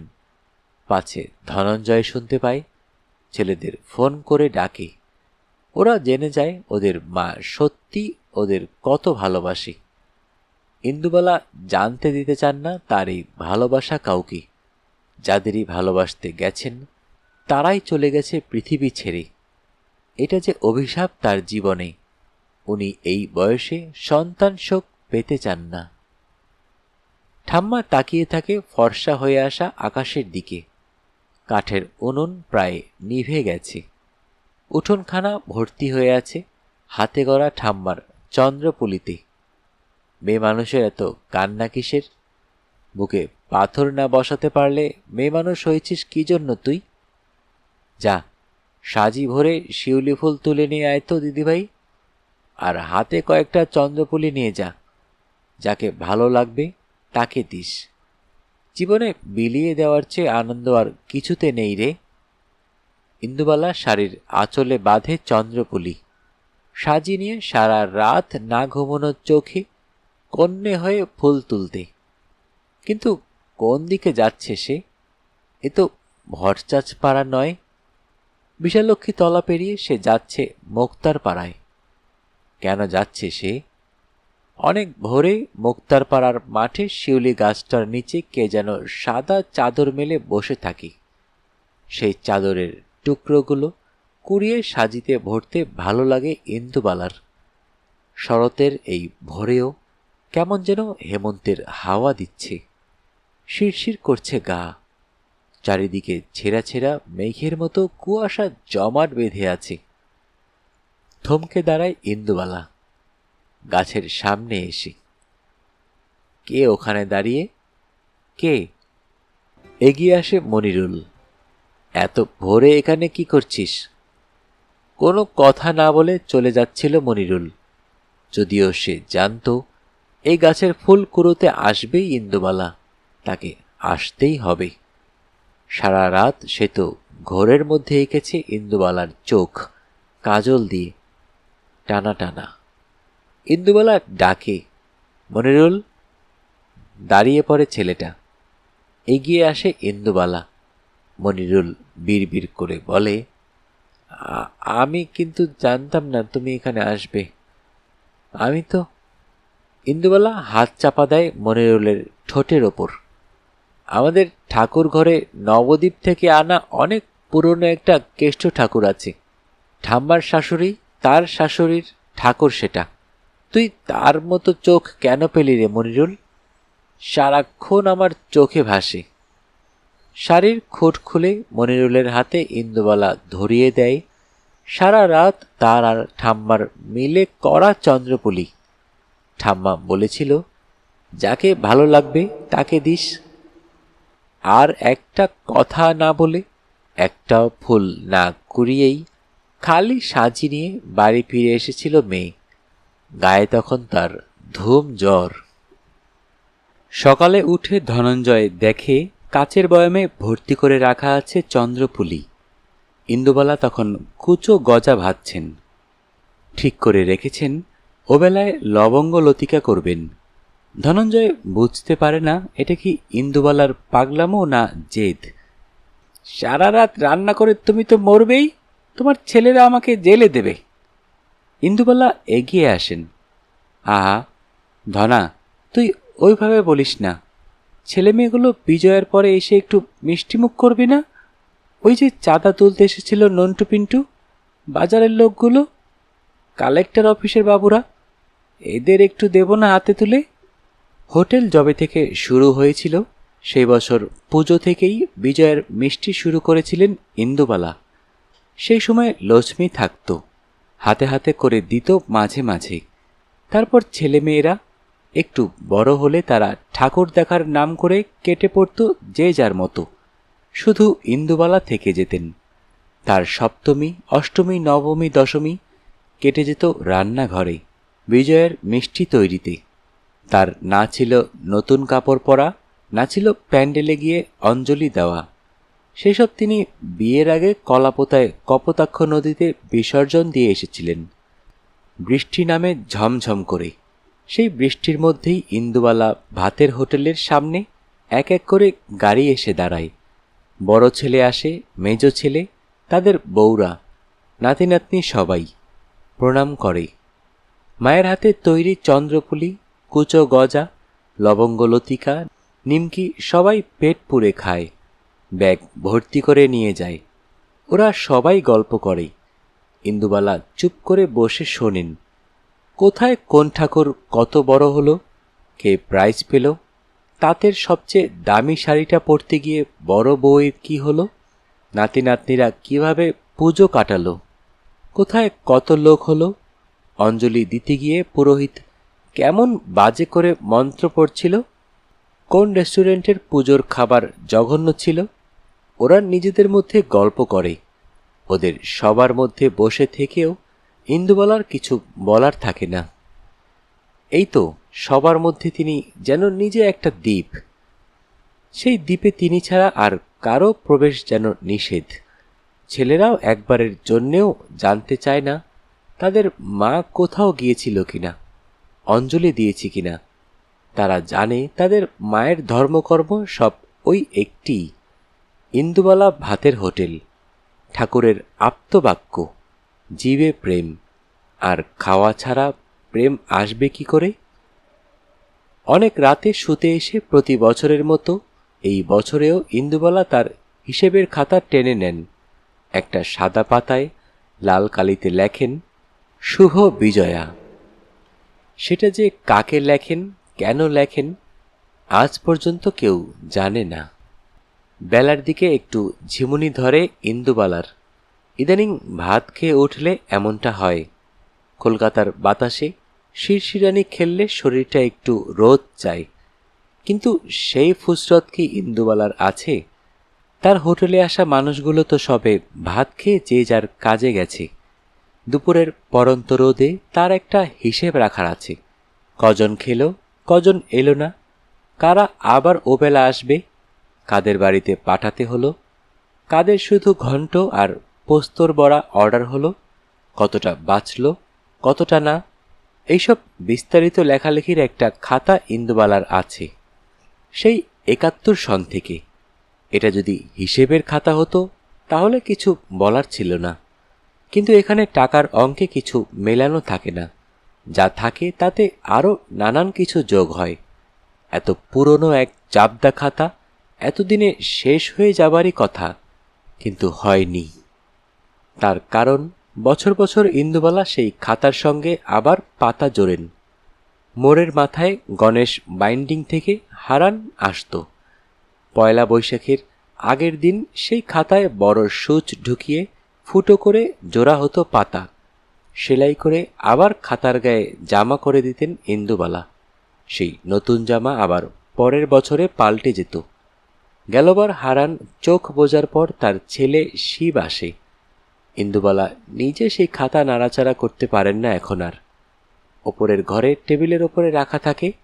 প্রতিদিন সেই খাতায় ইন্দুবালা নানা কিছু লিখে রাখেন, ফুল তোলা নকশা, আরও কত হিজিবিজি। ধনঞ্জয় বলে ওটা নাকি চিত্রগুপ্তের খাতা। বুড়ি পরপারে গিয়েও হিসাব মেলাবে, কিন্তু কি হিসেব সেটা ধনঞ্জয় জানে না। বড় নাতনি সুনয়নী একবার দেখেছে সেই খাতায় আছে নানা রান্নার কথা, কিছু কিছু ইন্দুবালার কথাও। সেই যে গেলবার সে বিদেশ থেকে এসে তার ঠাম্মার কাছে থাকলো বেশ কয়েক মাস, তখন এটা সেটা নেড়েচেড়ে দেখেছে মেয়ে। ইন্দুবালার একটু পছন্দ হয়নি ব্যাপারটা। যা ভয় করেছিলেন সেটাই হয়েছে। বারবার নাতনি তাগাদা দিচ্ছে তাকে ওই খাতাখানা নাকি দিতে হবে, সে নাকি কি সব রান্নার কথা লিখবে। ইন্দুবালা সে কথা কানে তোলেননি। তার হোটেলে যে কটা জিনিস সেই পুরনো আমল থেকে রয়ে গেছে, এই খাতাখানাও তার মধ্যেই পড়ে। ওর পাতায় তো জিরান দেওয়া আছে মনিরুলের বকুল ফুল, লক্ষ্মীর বাড়ির তেজপাতা, ৩ ছেলেমেয়ের হাত ছাপ, অলোকের ফেলে যাওয়া নিষিদ্ধ ইস্তেহারের একটা পাতা, চেয়ারম্যানের চিঠি, আরও যে কত কি তা না দেখলে কল্পনাও করা যাবে না। অলোক খুব সুন্দর শীষ দিয়ে একটা গান করত, কিসের ভয়ে সাহসী মন লাল ফৌজে লাফিয়ে হলো পার। গানটাও লেখা আছে সেখানে। চোখ বন্ধ করেন ইন্দুবালা, সুরটা খোঁজার চেষ্টা করেন, পারেন না। কারেন্ট অফের সেই রাতগুলোকে হাতড়ান। কোথায় তারা? ধনঞ্জয় ছাদ থেকে কাপড় তুলতে এলে বুড়িকে দেখে মায়া হয় তার। বারান্দায় মাদুর পেতে বসে বুড়ি ঝিমোচ্ছে, মাথা নেমে এসেছে পায়ের কাছে। একটা বালিশ নিয়ে রোদটায় শুলে কি হয়? সারা জীবন কারো কথা কোনোদিন শুনল না। দুপুরের পর কতবার সে বলেছে, ওগো মা একটু এলিয়ে এসো দেখিনি, গাখানা বিছানায়। বুড়ি কথা শোনেনি। এত কাজ কাজ করে মাথা খায় বুড়ি যে কারো দম ফেলার সময় থাকে না। ঘর থেকে বালা পোষ্ঠা এনে বুড়ির গায়ে চাপা দেয় ধনঞ্জয়। মুখের দিকে হা করে চেয়ে বসে থাকে, যার সব থাকতেও কেউ নেই। এইভাবে কেন এত কষ্ট করে আছো মা? একবার মুখ ফুটে বললেই তোমার ছেলেমেয়েরা তোমায় মাথায় করে রাখবে। চাল ধুতে ধুতে ইন্দুবালা ধনঞ্জয়কে বলেছিলেন, ওরকমটা সবার মনে হয় রে ধনা। বোঝাকে বেশিক্ষণ মানুষ ঘাড়ের ওপর চাপিয়ে রাখতে পারে না। মনে হয় কতক্ষণে নামাবে সে মাটিতে। আমি কারো বোঝা হয়ে থাকতে চাই না রে। ধনঞ্জয় কি বুঝেছিল কে জানে, শুধু সেদিন আর আগ বাড়িয়ে ঝগড়া করতে যায়নি। বুড়ি নিজেই তার কাজ খুঁজে নিয়েছিল বিস্তর। যত খাটছিলেন ইন্দুবালা হোটেলকে নিয়ে, তত তার সুনাম ছড়িয়ে পড়ছিল দিকে দিকে। এবেলা রান্না কোনোদিন ওবেলা কাউকে খাওয়াননি তিনি। কোনো খাবার নষ্ট হতে দেননি কোনোদিন। বেঁচে যাওয়া খাবার কোথায় কোথায় যাবে তারও একটা নির্দিষ্ট ঠিকানাও তৈরি করে ফেলেছিলেন। সেই সব মানুষগুলো আজও অনেক আশা নিয়ে বসে থাকে। রান্নাঘরের উনুনটা এখনো আগের মতো নিজের হাতেই পরিষ্কার করেন। মাঝে মাঝে ধনঞ্জয় করে না এমনটা নয়, কিন্তু নিজে করলে সুখ পান ইন্দুবালা। যত্ন করে মাটির প্রলেপ বোলান উনুনের গায়ে। আজকের উনুন? কত জন্ম জন্মান্তর ধরে মল্লিক বাড়ির লোকজন এই উনুনে চাল ফুটিয়ে দুবেলা ভরপেট খেয়েছে। রান্না তো আর শুধু রান্না নয়, যেন অগ্নিকে উপাস্য। আঁচের একটু এদিক ওদিক হলে সব ভণ্ডুল হবে। নড়ে চড়ে বসে বুড়ি। বালাপোষের গরমে আরাম পেয়েই হোক কিংবা ঝিমিয়ে পড়া দুপুরে ঘুমন্ত আঁচের কথা ভাবতে ভাবতেই হোক, ইন্দুবালার ঘুম কাটে। সামনে দেখেন হাঁ করে চুপটি করে বসে আছে ধনঞ্জয়, মুখের দিকে তাকিয়ে। ইন্দুবালা হাসেন। এখনো বেঁচে আছি রে ধনা, মরিনি। এই দেখ, শ্বাস প্রশ্বাস চলছে এখনো। বিকেলের শেষ আলো তখন জানলার ওপর ঘেঁষে চলে যাচ্ছে। ইন্দুবালা হুড়মুড় করে উঠতে যান। আমার না হয় ভীমরতি ধরেছে, তাই বলে তোর কি কোনো আক্কেল জ্ঞান থাকবে না ধনঞ্জয়? বেলা যে পড়ে এলো, কাজ কত বাকি তার কি খেয়াল আছে? ইন্দুবালা চাটায় গোটান, বালাপোষ ভাঁজ করেন। ধনঞ্জয় সুরসুর করে সরে পড়ে সেখান থেকে। সত্যি কাজের আর শেষ নেই। দুপুরে সব খদ্দের খেয়ে চলে গেলে আনাজ দেখে মিলিয়ে কি কি আনতে হবে আর না হবে তার একটা ফর্দ করার থাকে। রাতের রান্না কি হবে তাও ভাবতে হয়। সেই মতো ধনঞ্জয়কে নানা কিছু বলা থাকে। কি কি ভেজাতে হবে, ছোলা মটর বাদাম হিং কিশমিশ কাজু, কি কুটনো কাটতে হবে, কোন রান্নাটা গ্যাসে হবে আর কোনটা উনুনে, কয়লা আর গ্যাস ঠিক আছে কিনা, মানে যার যেমন দিনের বরাদ্দ সেটাই আছে কিনা। মাঝপথে ফুরিয়ে যাওয়াটা অলক্ষণে, কাজেই আগে ভাগে সব দেখে রাখা চাই। ইন্দুবালা সব খুঁটিয়ে খুঁটিয়ে দেখেন, এতটুকু এদিক ওদিক হবার জো নেই। যদি কোনোদিন ইন্দুবালার সাথে সারাদিন ঘুরঘুর করা যায়, তার হেসেলে উকি দেওয়া যায়, তাহলে একটা দিনলিপি লেখার ইচ্ছে করবে। এমন যে কেউ করেনি সেটাও বলা যায় না। অনেক কাগজেই ইন্দুবালার ভাতের হোটেলের কথা ছাপা হয়েছে। তার সাথে তার বড় বড় দুটো উনুন, গ্যাস, সেই প্রাচীন শিলনোড়া, মশলা রাখার বাক্স, পেল্লাই সাইজের ভাতের ডেকচি, হাঁড়ি, কড়াই, রান্নার ছবি, খাবারের ছবিও ছাপা হয়েছে। শুধু যদি এটা হতো তাহলে তো কথাই ছিল না। এমনটা তো অনেকের ক্ষেত্রেই হয়েছে। এই শহরে তার উদাহরণ আছে ঝুরি ঝুরি। কিন্তু যেটা হয়নি সেটা হলো একদল মানুষ, সে বুড়ো থেকে শুরু করে ছেলে মেয়ে বাচ্চা কাচ্চা সমেত এত হুজুক একটা ভাতের হোটেলকে নিয়ে খুবই কম হয়েছে। যারা অনেক দূরে থাকে বা অনেক কাছে, যারা কলেজে পড়ে, হোস্টেল বা মেসে থাকে, যারা অফিস করে, ব্যবসা করে, মানে যারাই ইন্দুবালার সংস্পর্শে একবার এসেছে তারা আবার ইন্দুবালাকে যেন দু চোখে হারায়। ফলে এই যুগে চ্যাটাং চ্যাটাং করে কথা বলা ছেলেমেয়েগুলো ফেসবুকে ইন্দুবালা ভাতের হোটেলের একটা কমিউনিটি পর্যন্ত খুলে ফেলেছে। সেখানে যেমন প্রতিদিনের মেনু আপডেট হয়, ঠিক তেমনি রান্নার ছবি থাকে, তার সাথে সেই রান্নার গল্প। এমনকি সেই দিন ইন্দুবালার মেজাজ কতটা উনুনের আঁচের সাথে ওঠানামা করছে সেটাও। কত কত মানুষ যে এই পেজ লাইক করেছে তার ইয়ত্তা নেই। ইন্দুবালার কাছে তাদের ভাত খাওয়ার কথা লিখেছে, গল্প লিখেছে। বাড়ি থেকে অনেক দূরে স্বজন পরিজন ছেড়ে চলে আসা এক অচেনা অজানা শহরে শুধুমাত্র একটা ভাতের হোটেল কিভাবে তাদের বাড়ির কথা, মায়ের কথা, ঠাম্মার কথা মনে করিয়ে দিয়েছে সেই নিয়ে ভুরি ভুরি লেখা আছে, কমেন্ট আছে, জাকিয়ে চলছে গ্রুপটা। ইন্দুবালা এত কিছু জানেন না, তার ইচ্ছেও করে না এইসব নিয়ে মাতামাতি করতে। হোটেলে অনেক কাজের মধ্যে তিনি অন্য কিছু যেন ভাবতেও পারেন না। তবুও কি ভাবতে হয় না তাকে? হয়। এই ফেসবুকের পেজ হওয়ার পর থেকে নানা রকমের বিপদ নানা দিক থেকে আসতে থাকে। এই যেমন সেদিনকে সবে রোদে পা ছড়িয়ে একটু ঝিমুতে বসেছেন, অমনি সামনের মেসের নতুন মেয়েটা এসে ঝাঁপিয়ে পড়ল। চশমার ভেতর থেকে গোল গোল চোখ করে বলল, তুমি কচুবাটা কেন আর করো না ঠাম্মা? ইন্দুবালা ঝিমোচ্ছিলেন। ঘোর লাগা চোখে বোঝার চেষ্টা করেন কি বলছে মেয়েটা। কোথায় থাকো? খাওয়া হয়েছে? খিদের পেটে কচু খাবে কেন? ধনাকে বলো ভাত গরম করে দেবে, আর অবেলায় ভাত খেতে ইচ্ছে না করলে রুটি করে দেবে। চাও যদি বেগুন পোড়াও খেতে পারো, অল্প করে কুলের তেল দিয়ে মেখেছি, গন্ধ হয়েছে বেশ। মেয়েটা আরও চোখ গোল গোল করে বলে, ধর, তুমি কি সব ভুলে যাও নাকি ঠাম্মা? এই তো খেয়ে গেলাম। রুটি না খেলেও বেগুন পোড়া ছাড়বো তুমি ভাবলে কি করে? খেয়েছি। কি করে যেসব অদ্ভুত জিনিস মাথা থেকে বার করো, বেগুন পোড়ায় কুলের তেল, জাস্ট ফাটাফাটি। ইন্দুবালা হাসেন। বড় বড় বয়ামে কুল জিরানো থাকতো তেল দিয়ে।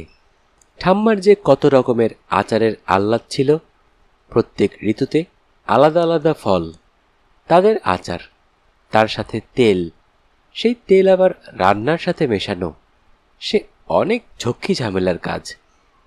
তা কোথায় থাকো তুমি? মেয়েটা হাত তুলে দেখায়, ওই তো রাস্তার ওই দিকের মেসে থাকি। সঞ্চারী, খাতায় যে নাম লিখলাম। ইন্দুবালা এগোন রান্নাঘরের দিকে। বাহ, সুন্দর নাম তো, সঞ্চারী। কে রেখেছিল মা? সঞ্চারী বলে, ধর, মা রাখবে কোথা থেকে, সে তো জন্মের দিনই মারা গেছে। থমকে দাঁড়ান ইন্দুবালা চৌকাঠের কাছে, ঘুরে তাকান মা মরা মেয়েটার দিকে। সঞ্চারী এগিয়ে আসে। বাবা দিয়েছিল নাম। তা বাবা এখন আর নেই, একটা কঠিন অসুখ হয়েছিল, চলে গেছে। মামা মামির কাছে থাকি, মানে ওরা আমাকে দেখে, লোকাল গার্জেন। এমনিতে আমার কেউ নেই জানো, কিন্তু অনেক অনেক বন্ধু আছে। এখন তো কলেজ, তাই মেসে থাকতে হয়। বক বক করে, সরলতায় ভরা চোখ মেয়েটা। ইন্দুবালা কিছু বলেন না, এগিয়ে যান রান্নাঘরের দিকে আস্তে আস্তে। পেছনে থাকে সঞ্চারী। প্রত্যেক দিন এই হোটেলে যারা খায়, তাদের একটা মাসিক টাকা দেওয়ার ব্যবস্থা আছে। নিজেরাই খাতায় নাম লেখে, নিজেরাই হিসেব রাখে। ওই দেনা পাওনার হিসেব ইন্দুবালাকে কোনোদিন মেলাতে হয়নি। তার পয়সা মেরে দিয়ে পালানোর লোকের সংখ্যা হাতে গোনাও যাবে না। ইন্দুবালা মনেও রাখেন না। দুমুঠো ভাত খেয়ে যার ইচ্ছে হয় পয়সা দেবে, যার ইচ্ছে না হয় দেবে না। ঠাম্মার কথাগুলো আজও তার কানে বাজে। মহাভারতের সেই কবেকার পুরনো বইটা খুলে গড়গড় করে পড়ে চলত। বনপর্বে যুধিষ্ঠির কি বলেছে জানিস? শোন ইন্দু, সব তো আমাদের ঘরের কথাই লিখে গেছে। মানুষের ধর্ম কি? মানুষের ধর্ম হলো মোদ্দা কথায় অপর মানুষের সেবা করা। সেই সেবা কেমন? যেমন ধর, যুধিষ্ঠির শুধু বলছেন না, মনে করিয়ে দিচ্ছেন। সাধুগণের গৃহে তৃণ, ভূমি, জল ও সন্নিহিত বাক্য, এই চারি দ্রব্যের কোনো কালেই কোনো অপ্রতুল থাকে না। গৃহস্থ ব্যক্তি পীড়িত ব্যক্তিকে শয্যা, শ্রান্ত ব্যক্তিকে আসন, তৃষিত ব্যক্তিকে পানীয়, ক্ষুধিত ব্যক্তিকে ভোজন ও অভ্যাসগত ব্যক্তির প্রতি নয়ন, মন ও প্রিয় বচন প্রয়োগ এবং উত্থানপূর্বক আসন প্রদান করিবে। ইহাই সনাতন ধর্ম। মানুষকে সেবা করে আরাম পাওয়া যায়, মনের আরাম। ইন্দুবালা কি সেই জীবে প্রেম করছেন না? কোথায় করছেন? এটা কি জীবে প্রেম? প্রশ্নগুলোর উত্তর খুঁজেন ইন্দুবালা, আর ঠিক তখনই ঘোর কাটে। কি গো ঠাম্মা, কচু বাটা করবে কিনা বলো? সামনে দাঁড়ানো মেয়েটা নাছোড়। ইন্দুবালা রাতের আনাজ মিলিয়ে দেখছিলেন, রোদটা আস্তে আস্তে পশ্চিমে ঘুরছে। এবার ছাদের আলসের মাথায় চড়ে একেবারে হারিয়ে যাবে, আর দেখা যাবে না। ওই দিকের বড় জুরিখানায় দেখো তো, গোটা বিশেক আলো আছে কিনা। সঞ্চারী গনে ঠিক বাচ্চাদের মতো করে। ইন্দুবালা মশলার বাক্স হাটকান, দেখে নেন সব ঠিক করে। সঞ্চারী এগিয়ে আসে। 20টারও বেশি আলু আছে। ইন্দুবালা বিড়বিড় করেন, তাহলে আনাতে হবে আরো। সর দেখি, ধনাকে বলি। সঞ্চারী হাত ধরে নেয় ইন্দুবালার। বললে না তো, কচুবাটা করো না কেন এখন? ইন্দুবালা বটিখানা নিয়ে এসে আলুর শোষা ছাড়াতে বসেন। ওইসব আমি করেছি নাকি কোনোদিন? ওইসব আমি করেছি নাকি কোনোদিন? তোর পড়াশুনো নেই, যা গিয়ে পড়তে বস, আমাকে কাজ করতে দে। সেই মেয়েও ছাড়বার নয়। কচুবাটা করনি মানে? এই দেখো, ফেসবুকে একজন লিখেছে, নারকেল আর কাঁচা লঙ্কা দিয়ে তোমার হাতের কচুবাটা যে খায়নি সে তো ইন্দুবালা ভাতের হোটেলের কিছুই জানে না। এবার একটু বিরক্ত হন ইন্দুবালা। এইসব আবার কে লিখেছে? তোরাই বা এইসব লিখতে বলিস কেন?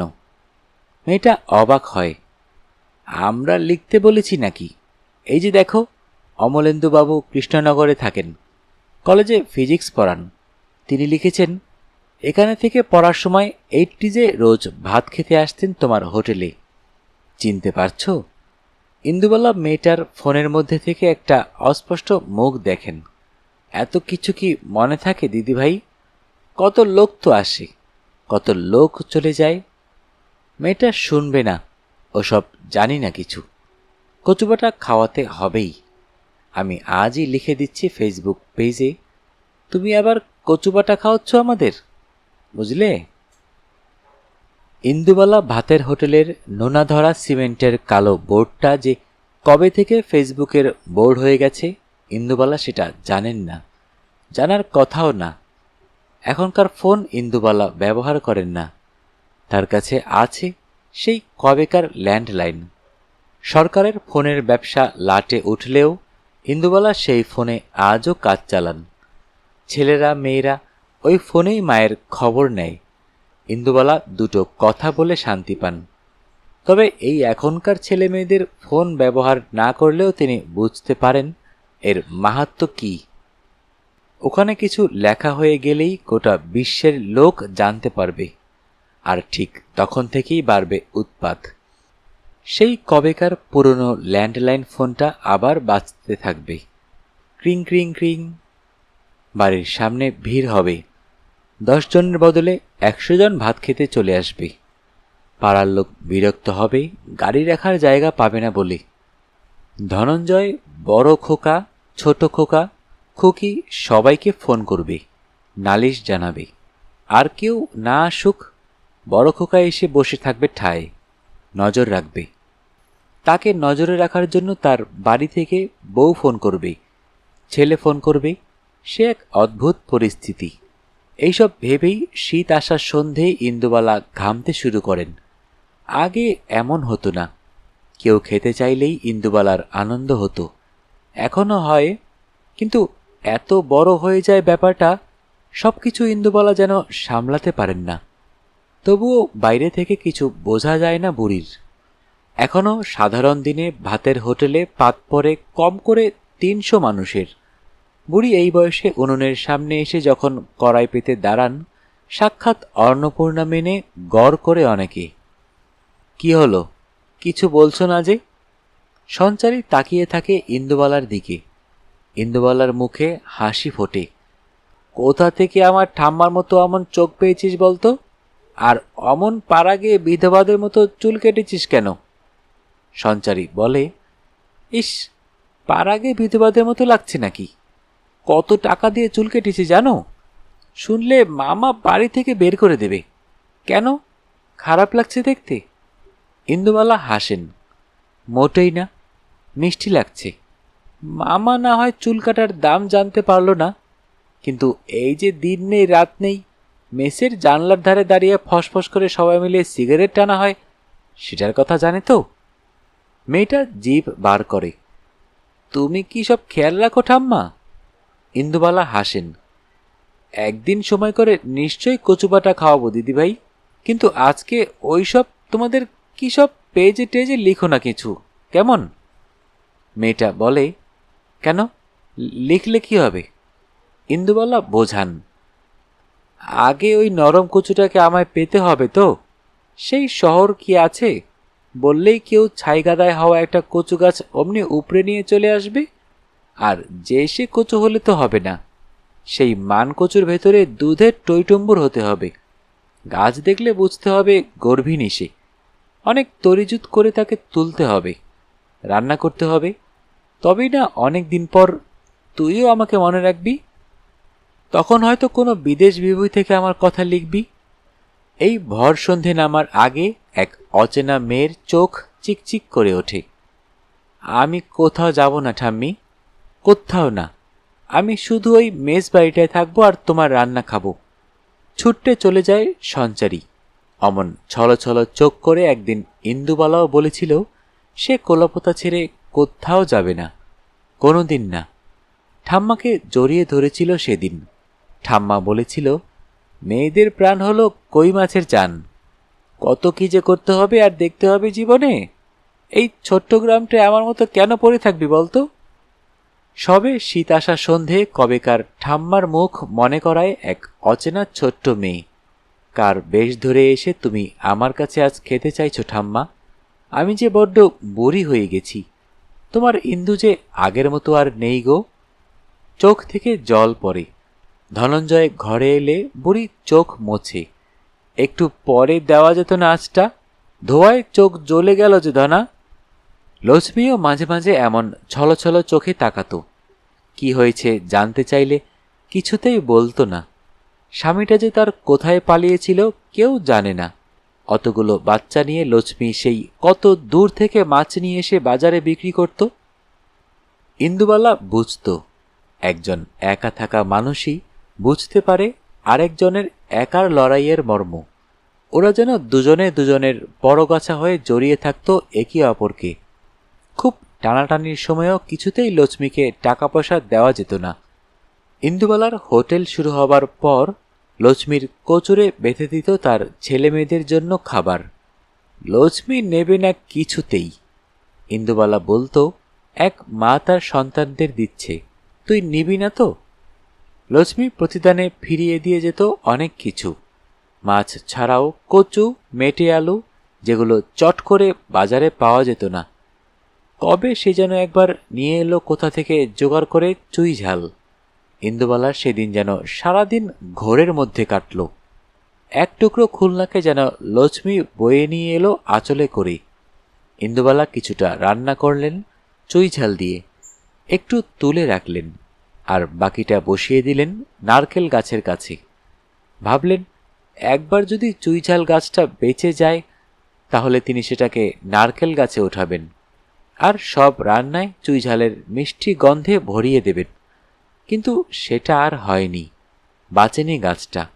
সেও হয়তো বুঝেছিল উদ্বাস্তু হয়ে বাঁচার দায় অনেক। একটা সময় ছিল যখন লক্ষ্মী নানা রকমের খবর রাখত। কার বাড়িতে কচু হয়েছে, কার বাড়িতে লাউ, কে জঙ্গল হয়ে গেছে, কে জঙ্গল হয়ে গেছে বলে কুমড়ো শাক ফেলে দিতে চায়। সব কুড়িয়ে বাড়িয়ে নিয়ে আসতো লক্ষ্মী। এই হোটেল মাথা উঁচু করে দাঁড়ানোর পেছনে লক্ষ্মীর অবদান কম নয়। ও না থাকলে আজ হোটেল তো হতোই না।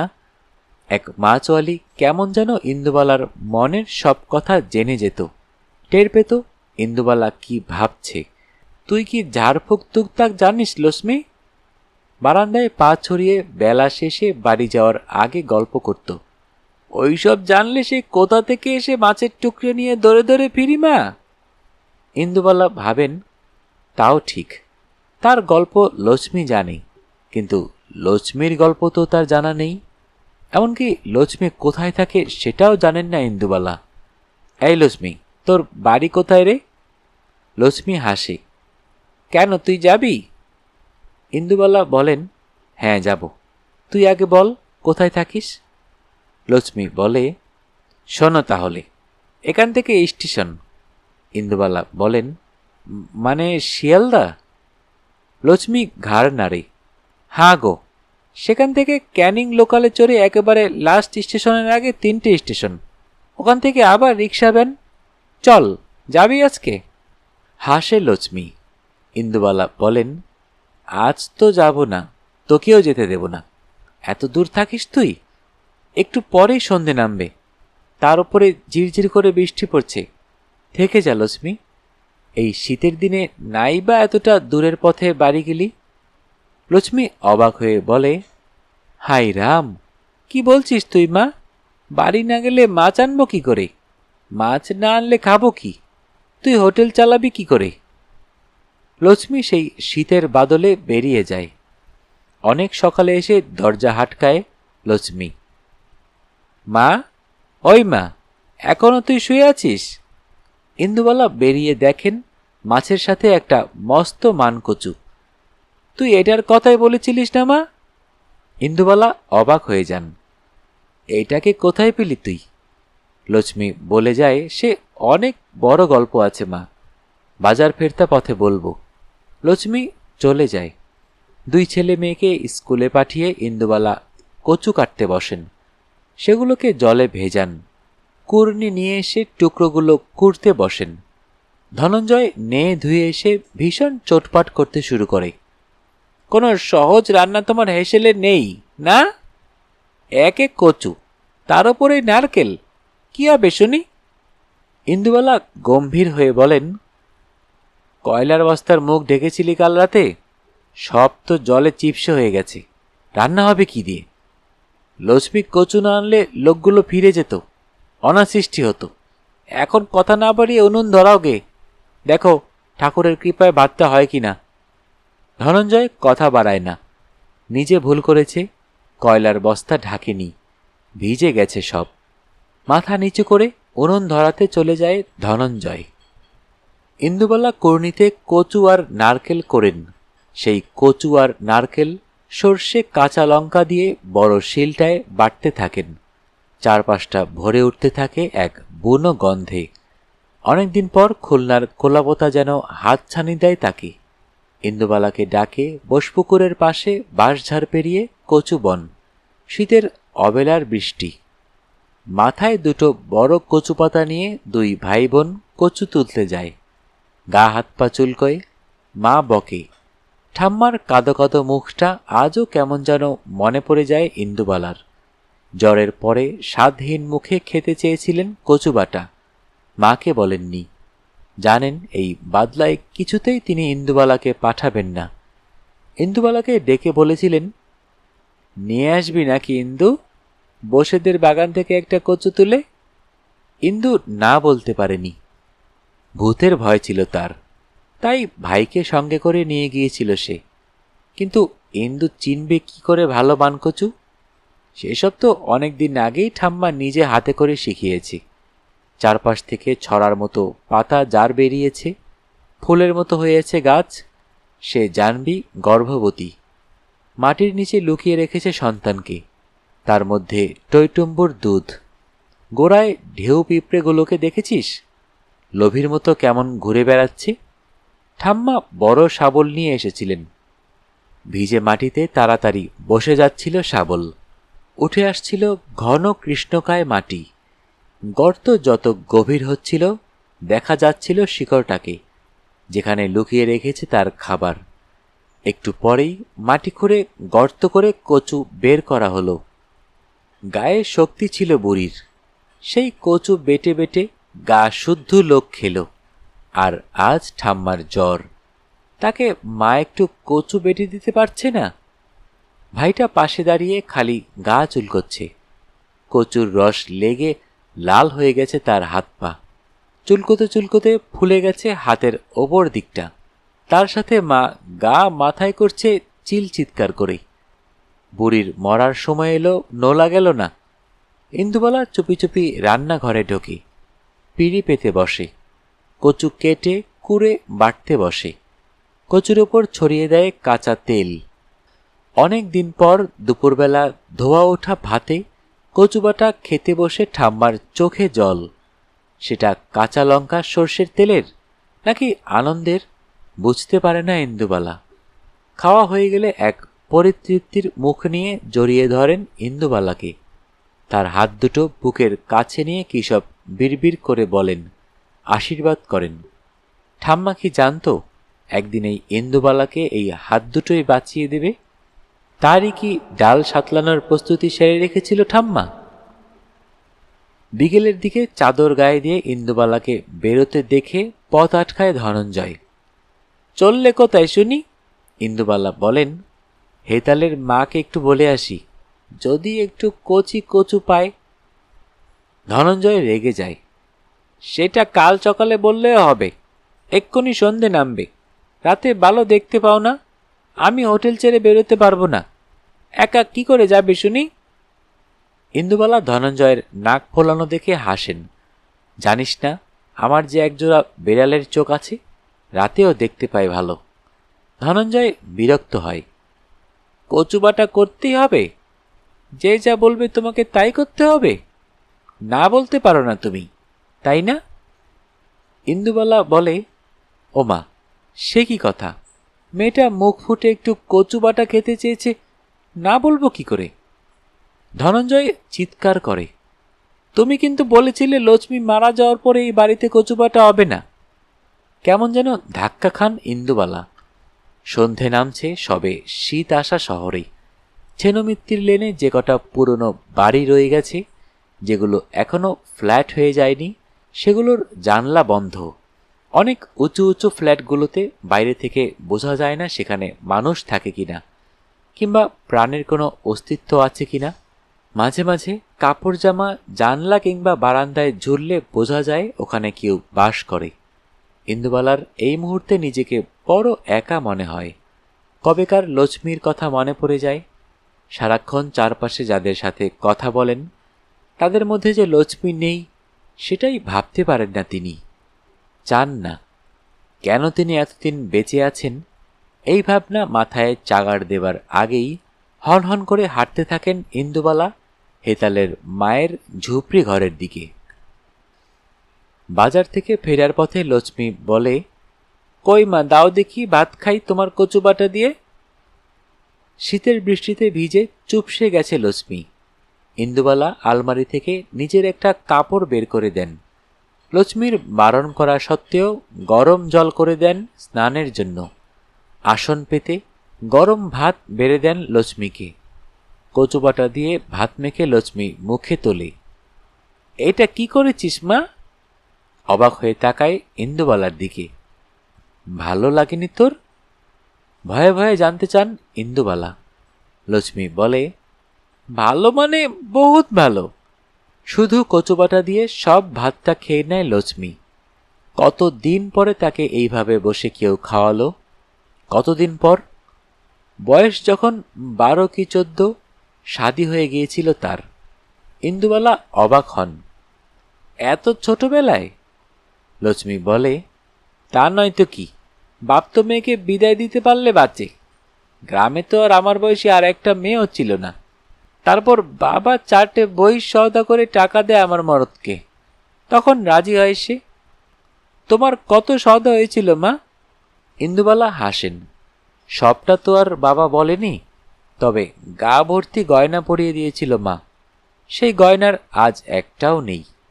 বাবু মাস্টার রতনলাল মল্লিকের হাত দিয়েই সব খরচ হয়ে গেছে অনেক দিন আগে। লক্ষ্মীরও কোনো গয়না নেই। মন খারাপ করে বসে থাকে দুজনে। গয়নার জন্য কি শুধু? মোটেই না। কবে তুই শেষ তোর গ্রামে গেছিস লক্ষ্মী? লক্ষ্মী বলে, তাও বছর 10 আগে। বাবা মা কলেরায় মারা গেল, তারপর কমলা নদীতে বান এলো, সব বাসিয়ে নিয়ে চলে গেল। সব কুছ। আমাদের গাঁওটা আছে জানি, কিন্তু আর কার কাছে যাব মা? লক্ষ্মীর গল্পে ইন্দুবালাও যেন কেমন খুঁজে পান নিজেকে। বিয়ের পরে একবারও যাওয়া হয়নি নিজের বাড়ি। কার কাছে যেতেন? কেউ ছিল না সেই পোড়া ভিটে। সেদিন ইন্দুবালা লক্ষ্মীকে আর যেতে দেননি। পরের দিন বন্ধ। অনেক করে বলেছিলেন, থেকে জানা লক্ষ্মী, সারা রাত দুজনে গল্প করব। সত্যি করেও ছিলেন তাই। কত কত যে গল্প দুজন দুজনের জন্য তুলে রেখেছিলেন, তার হিসেব ওই জাবদা খাতাও জানত না। তুই যদি আমাদের গাঁও কি দরওয়াজার কাহিনী শুনিস না মা, তাজ্জব বনে যাবি। ইন্দুবালা অতশত হিন্দি জানেন না। লক্ষ্মীর সাথে থেকে একটু একটু করে কয়েকটা শব্দ বোঝে। গাঁও কি দরওয়াজা, সে আবার কি রে? শুনে লক্ষ্মী জিভ কেটেছিল লম্বা করে। হাই রাম, তুই গাঁও কি দরওয়াজা জানিস না মা? তাহলে শোন। গাঁওয়ের বাইরে একটা ছাউনি করে রাখা থাকা, সেখানে এসে বসে তোর গাঁও থেকে আসা মেহমান। রামদুলার ওখানে বসেই ভজন করে। বরাতির থাকা হুয়া মেহমান ওখানেই রাতে নিন্দে যায়। ছররা সিং ওখানেই রাতে ছাগলগুলোকে বেঁধে রাখে। আরও কত কি যে হয়। ওখানেই তো আমাদের মুখিয়া তার মেয়ের শাদিতে 10 গাঁয়ের লোককে বৈঠক কর খিলালো। ওটা যখন দূর থেকে দেখতে পেতাম না মা, মনে হতো আমার গাঁও চলে এসেছি। আর যাবার সময় মনে হতো এই যে ছেড়ে যাচ্ছি, আবার কখন ফিরতে পারবো। মাঝরাতে ঘরের বাতাস ভারী হয়ে ওঠে।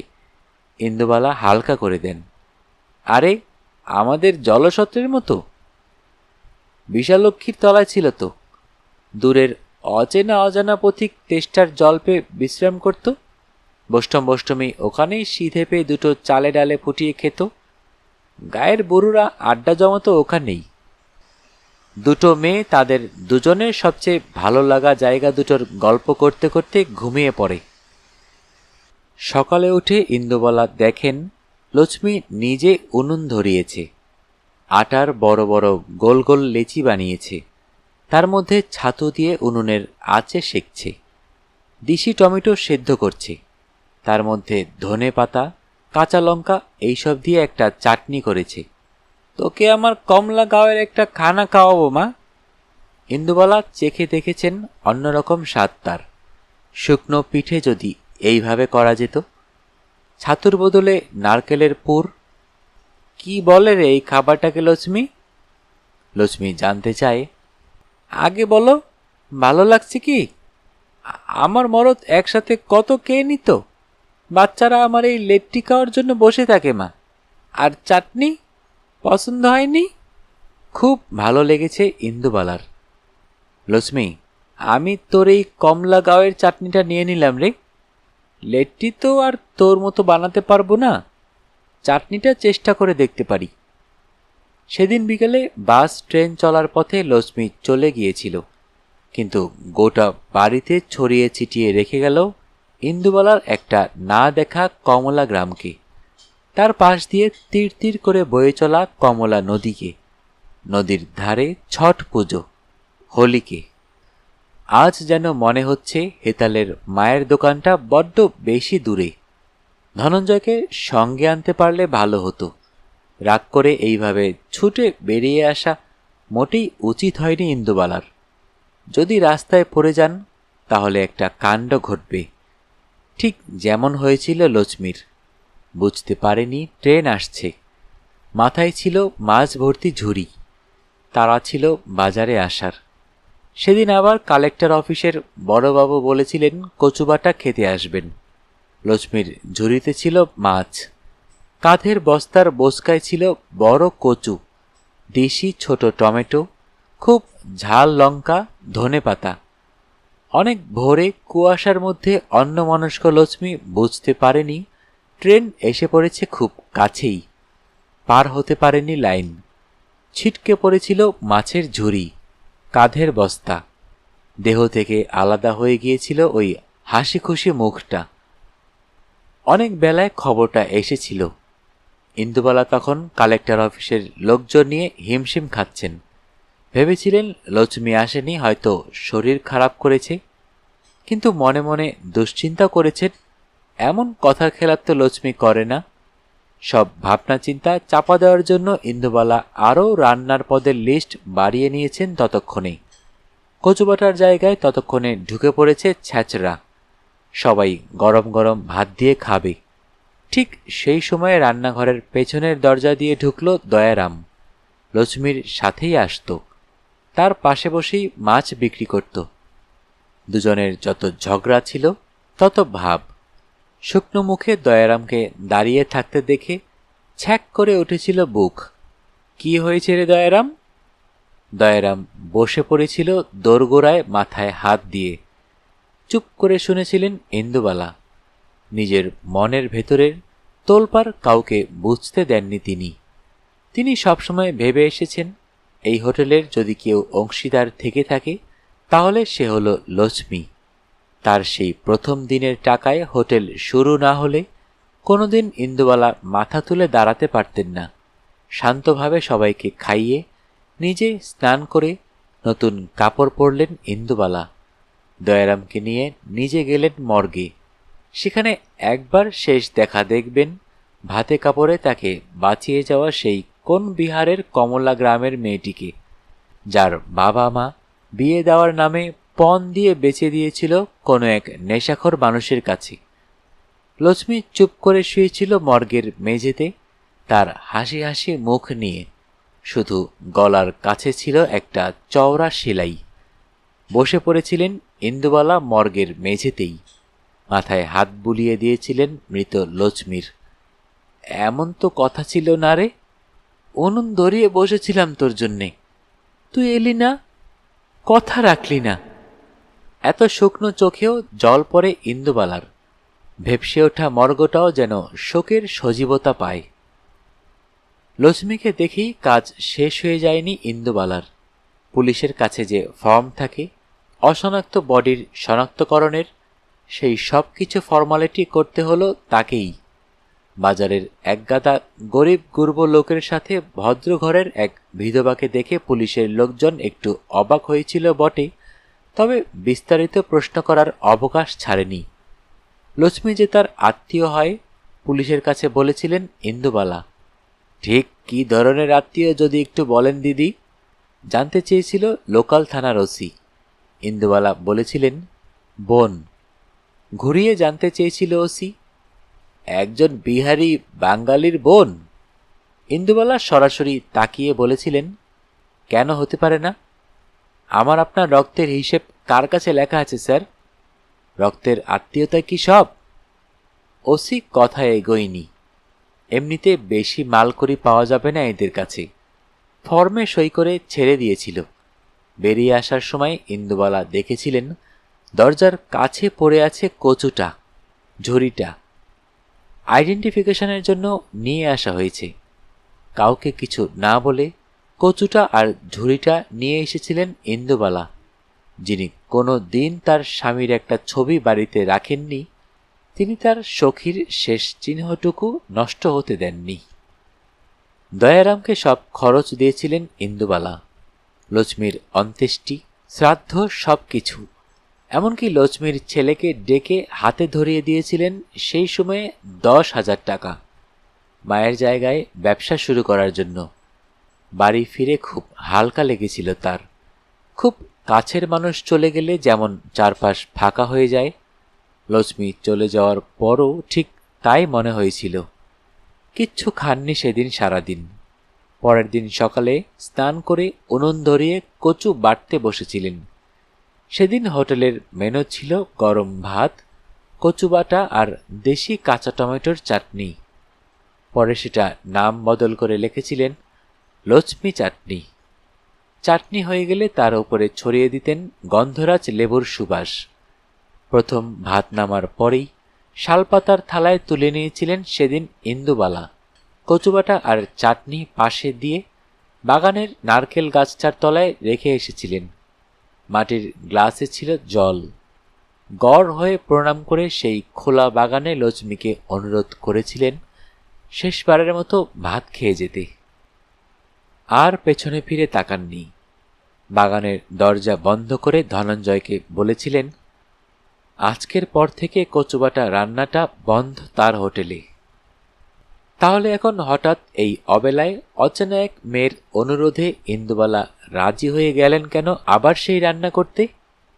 কে জানে কার মধ্যে দিয়ে কে বারবার এই পৃথিবীতে ফিরে ফিরে আসে। সেদিনে বিকেলে বাগান থেকে এসে ধনঞ্জয় বলেছিল, মা, শালপাতার থালা পরিষ্কার, একটা বাতও নেই। শুধু কি তাই, জলটা পর্যন্ত কে গেছে গো? ইন্দুবালা ধমকেছিলেন ধনঞ্জয়কে। ওইভাবে বলতে নেই ধনা, মানুষ মারা গেলে ঈশ্বর হয়ে যান। এখনো কাঁচা মাছ আসলে প্রথমে ওই লক্ষ্মীর ঝুড়িতেই রাখা হয় সব, তারপর সেখান থেকে সব ধুতে যায়, ভাজতে যায়। কিছু কিছু অদ্ভুত সংস্কার ইন্দুবালা আজও মনে মনে মেনে চলেন। সেদিন হেতালের মায়ের দোকান বন্ধ ছিল, কাজেই ইন্দুবালাকে বেশ কয়েকদিন পর পর নতুন কচুর জন্য বাজারে হেতালের মাকে বলে রাখতে হলো। সেই বউটি অনেক খুঁজে পেতে সোনারপুর পেরিয়ে আরও কোন অজগায়ের থেকে কচু এনে দিলে ইন্দুবালা পরপর কয়েকদিন কচু বাটা করলেন। ঝামেলা হলো বিস্তর। চারপাশের লোকজন তো এলোই। কৃষ্ণনগর থেকে এলেন সেই অধ্যাপক অমলেন্দু। সঞ্চারী পরিচয় করিয়ে দিল। কাঁচা পাকা দাড়ি, চোখে ভারী পাওয়ারের চশমা। চিনতে পারছেন না আমাকে দিদি? যখন পায়ে হাত দিয়ে প্রণাম করলো তখনও বুঝতে পারেননি ইন্দুবালা। চশমা খুলতেই ঝন্টুকে চিনতে পারলেন তিনি। এমন জ্বর বাঁধিয়েছিল ছেলেটা, নিজে গিয়ে খাবার দিয়ে আসতেন ইন্দুবালা। তোর মনে আছে লক্ষ্মীকে ঝন্টু? ওই যে ঝুরি করে মাছ দিয়ে যেত আমাকে। ঝন্টু মনে করার চেষ্টা করে, পারে না। ধনঞ্জয় খ্যাচ খ্যাচ করে, কচুর ডাই পড়ে আছে, সেগুলো কখন কোটা হবে বাটা হবে কে জানে। ঝন্টু তার ব্যাগ থেকে কৃষ্ণনগরের সরভাজা বার করে দেয়। ইন্দুবালা সবাইকে বসতে বলেন। কচি কচুকে ভালো করে ধুয়ে কুড়ে নারকেল সর্ষে আর কাঁচা লঙ্কা দিয়ে মিহি করে বেটে উপরে ছড়িয়ে দেন কাঁচা সর্ষের তেল। গরম ভাতে সেই কচুবাটা নিমেষে শেষ হয়। সবাই হাপুস হুপুস করে শব্দ তোলে। কচি দেশি টমেটোর চাটনি লোকজন চেটেপুটে খায়। অনেকদিন পরে পরন্ত বেলায় রান্নাঘরের দরজায় লক্ষ্মী এসে দাঁড়ালে ইন্দুবালা একটুও অবাক হন না, শুধু বিড়বিড় করে বলেন, তোকে আজ আর কেউ মনে রাখেন রে লক্ষ্মী। লক্ষ্মী হাসে, কোনো কথা বলে না, শুধু চেয়ে থাকে ইন্দুবালার দিকে। কি বলতে চাইছে লক্ষ্মী ইন্দুবালাকে? বিদায়বেলার আমন্ত্রণ? ইন্দুবালার কেমন যেন শীত করে। তড়িঘড়ি দোতলায় ওঠেন। ধনঞ্জয়ের বেড়ে দেওয়া ভাতের থালা সরিয়ে রেখে কিচ্ছুটি না খেয়ে বারান্দায় এক চিলতে রোদে আচার কাসুন্দি আর বড়ির পাশে ঘুমিয়ে পড়েন। পশ্চিম দিকে পাটে যাওয়া বেলা শেষের একটু রোদ এসে পড়ে তার পরিতৃপ্ত সংখ্যাহীন মুখে।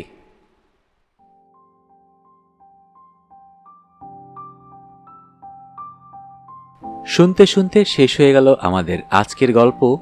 যারা এখনও অডিও বুক বাই সাউন্ড চ্যানেলটি সাবস্ক্রাইব করেননি, অনুরোধ থাকবে চ্যানেলটি সাবস্ক্রাইব করে বেল আইকনটি অন করে দিবেন।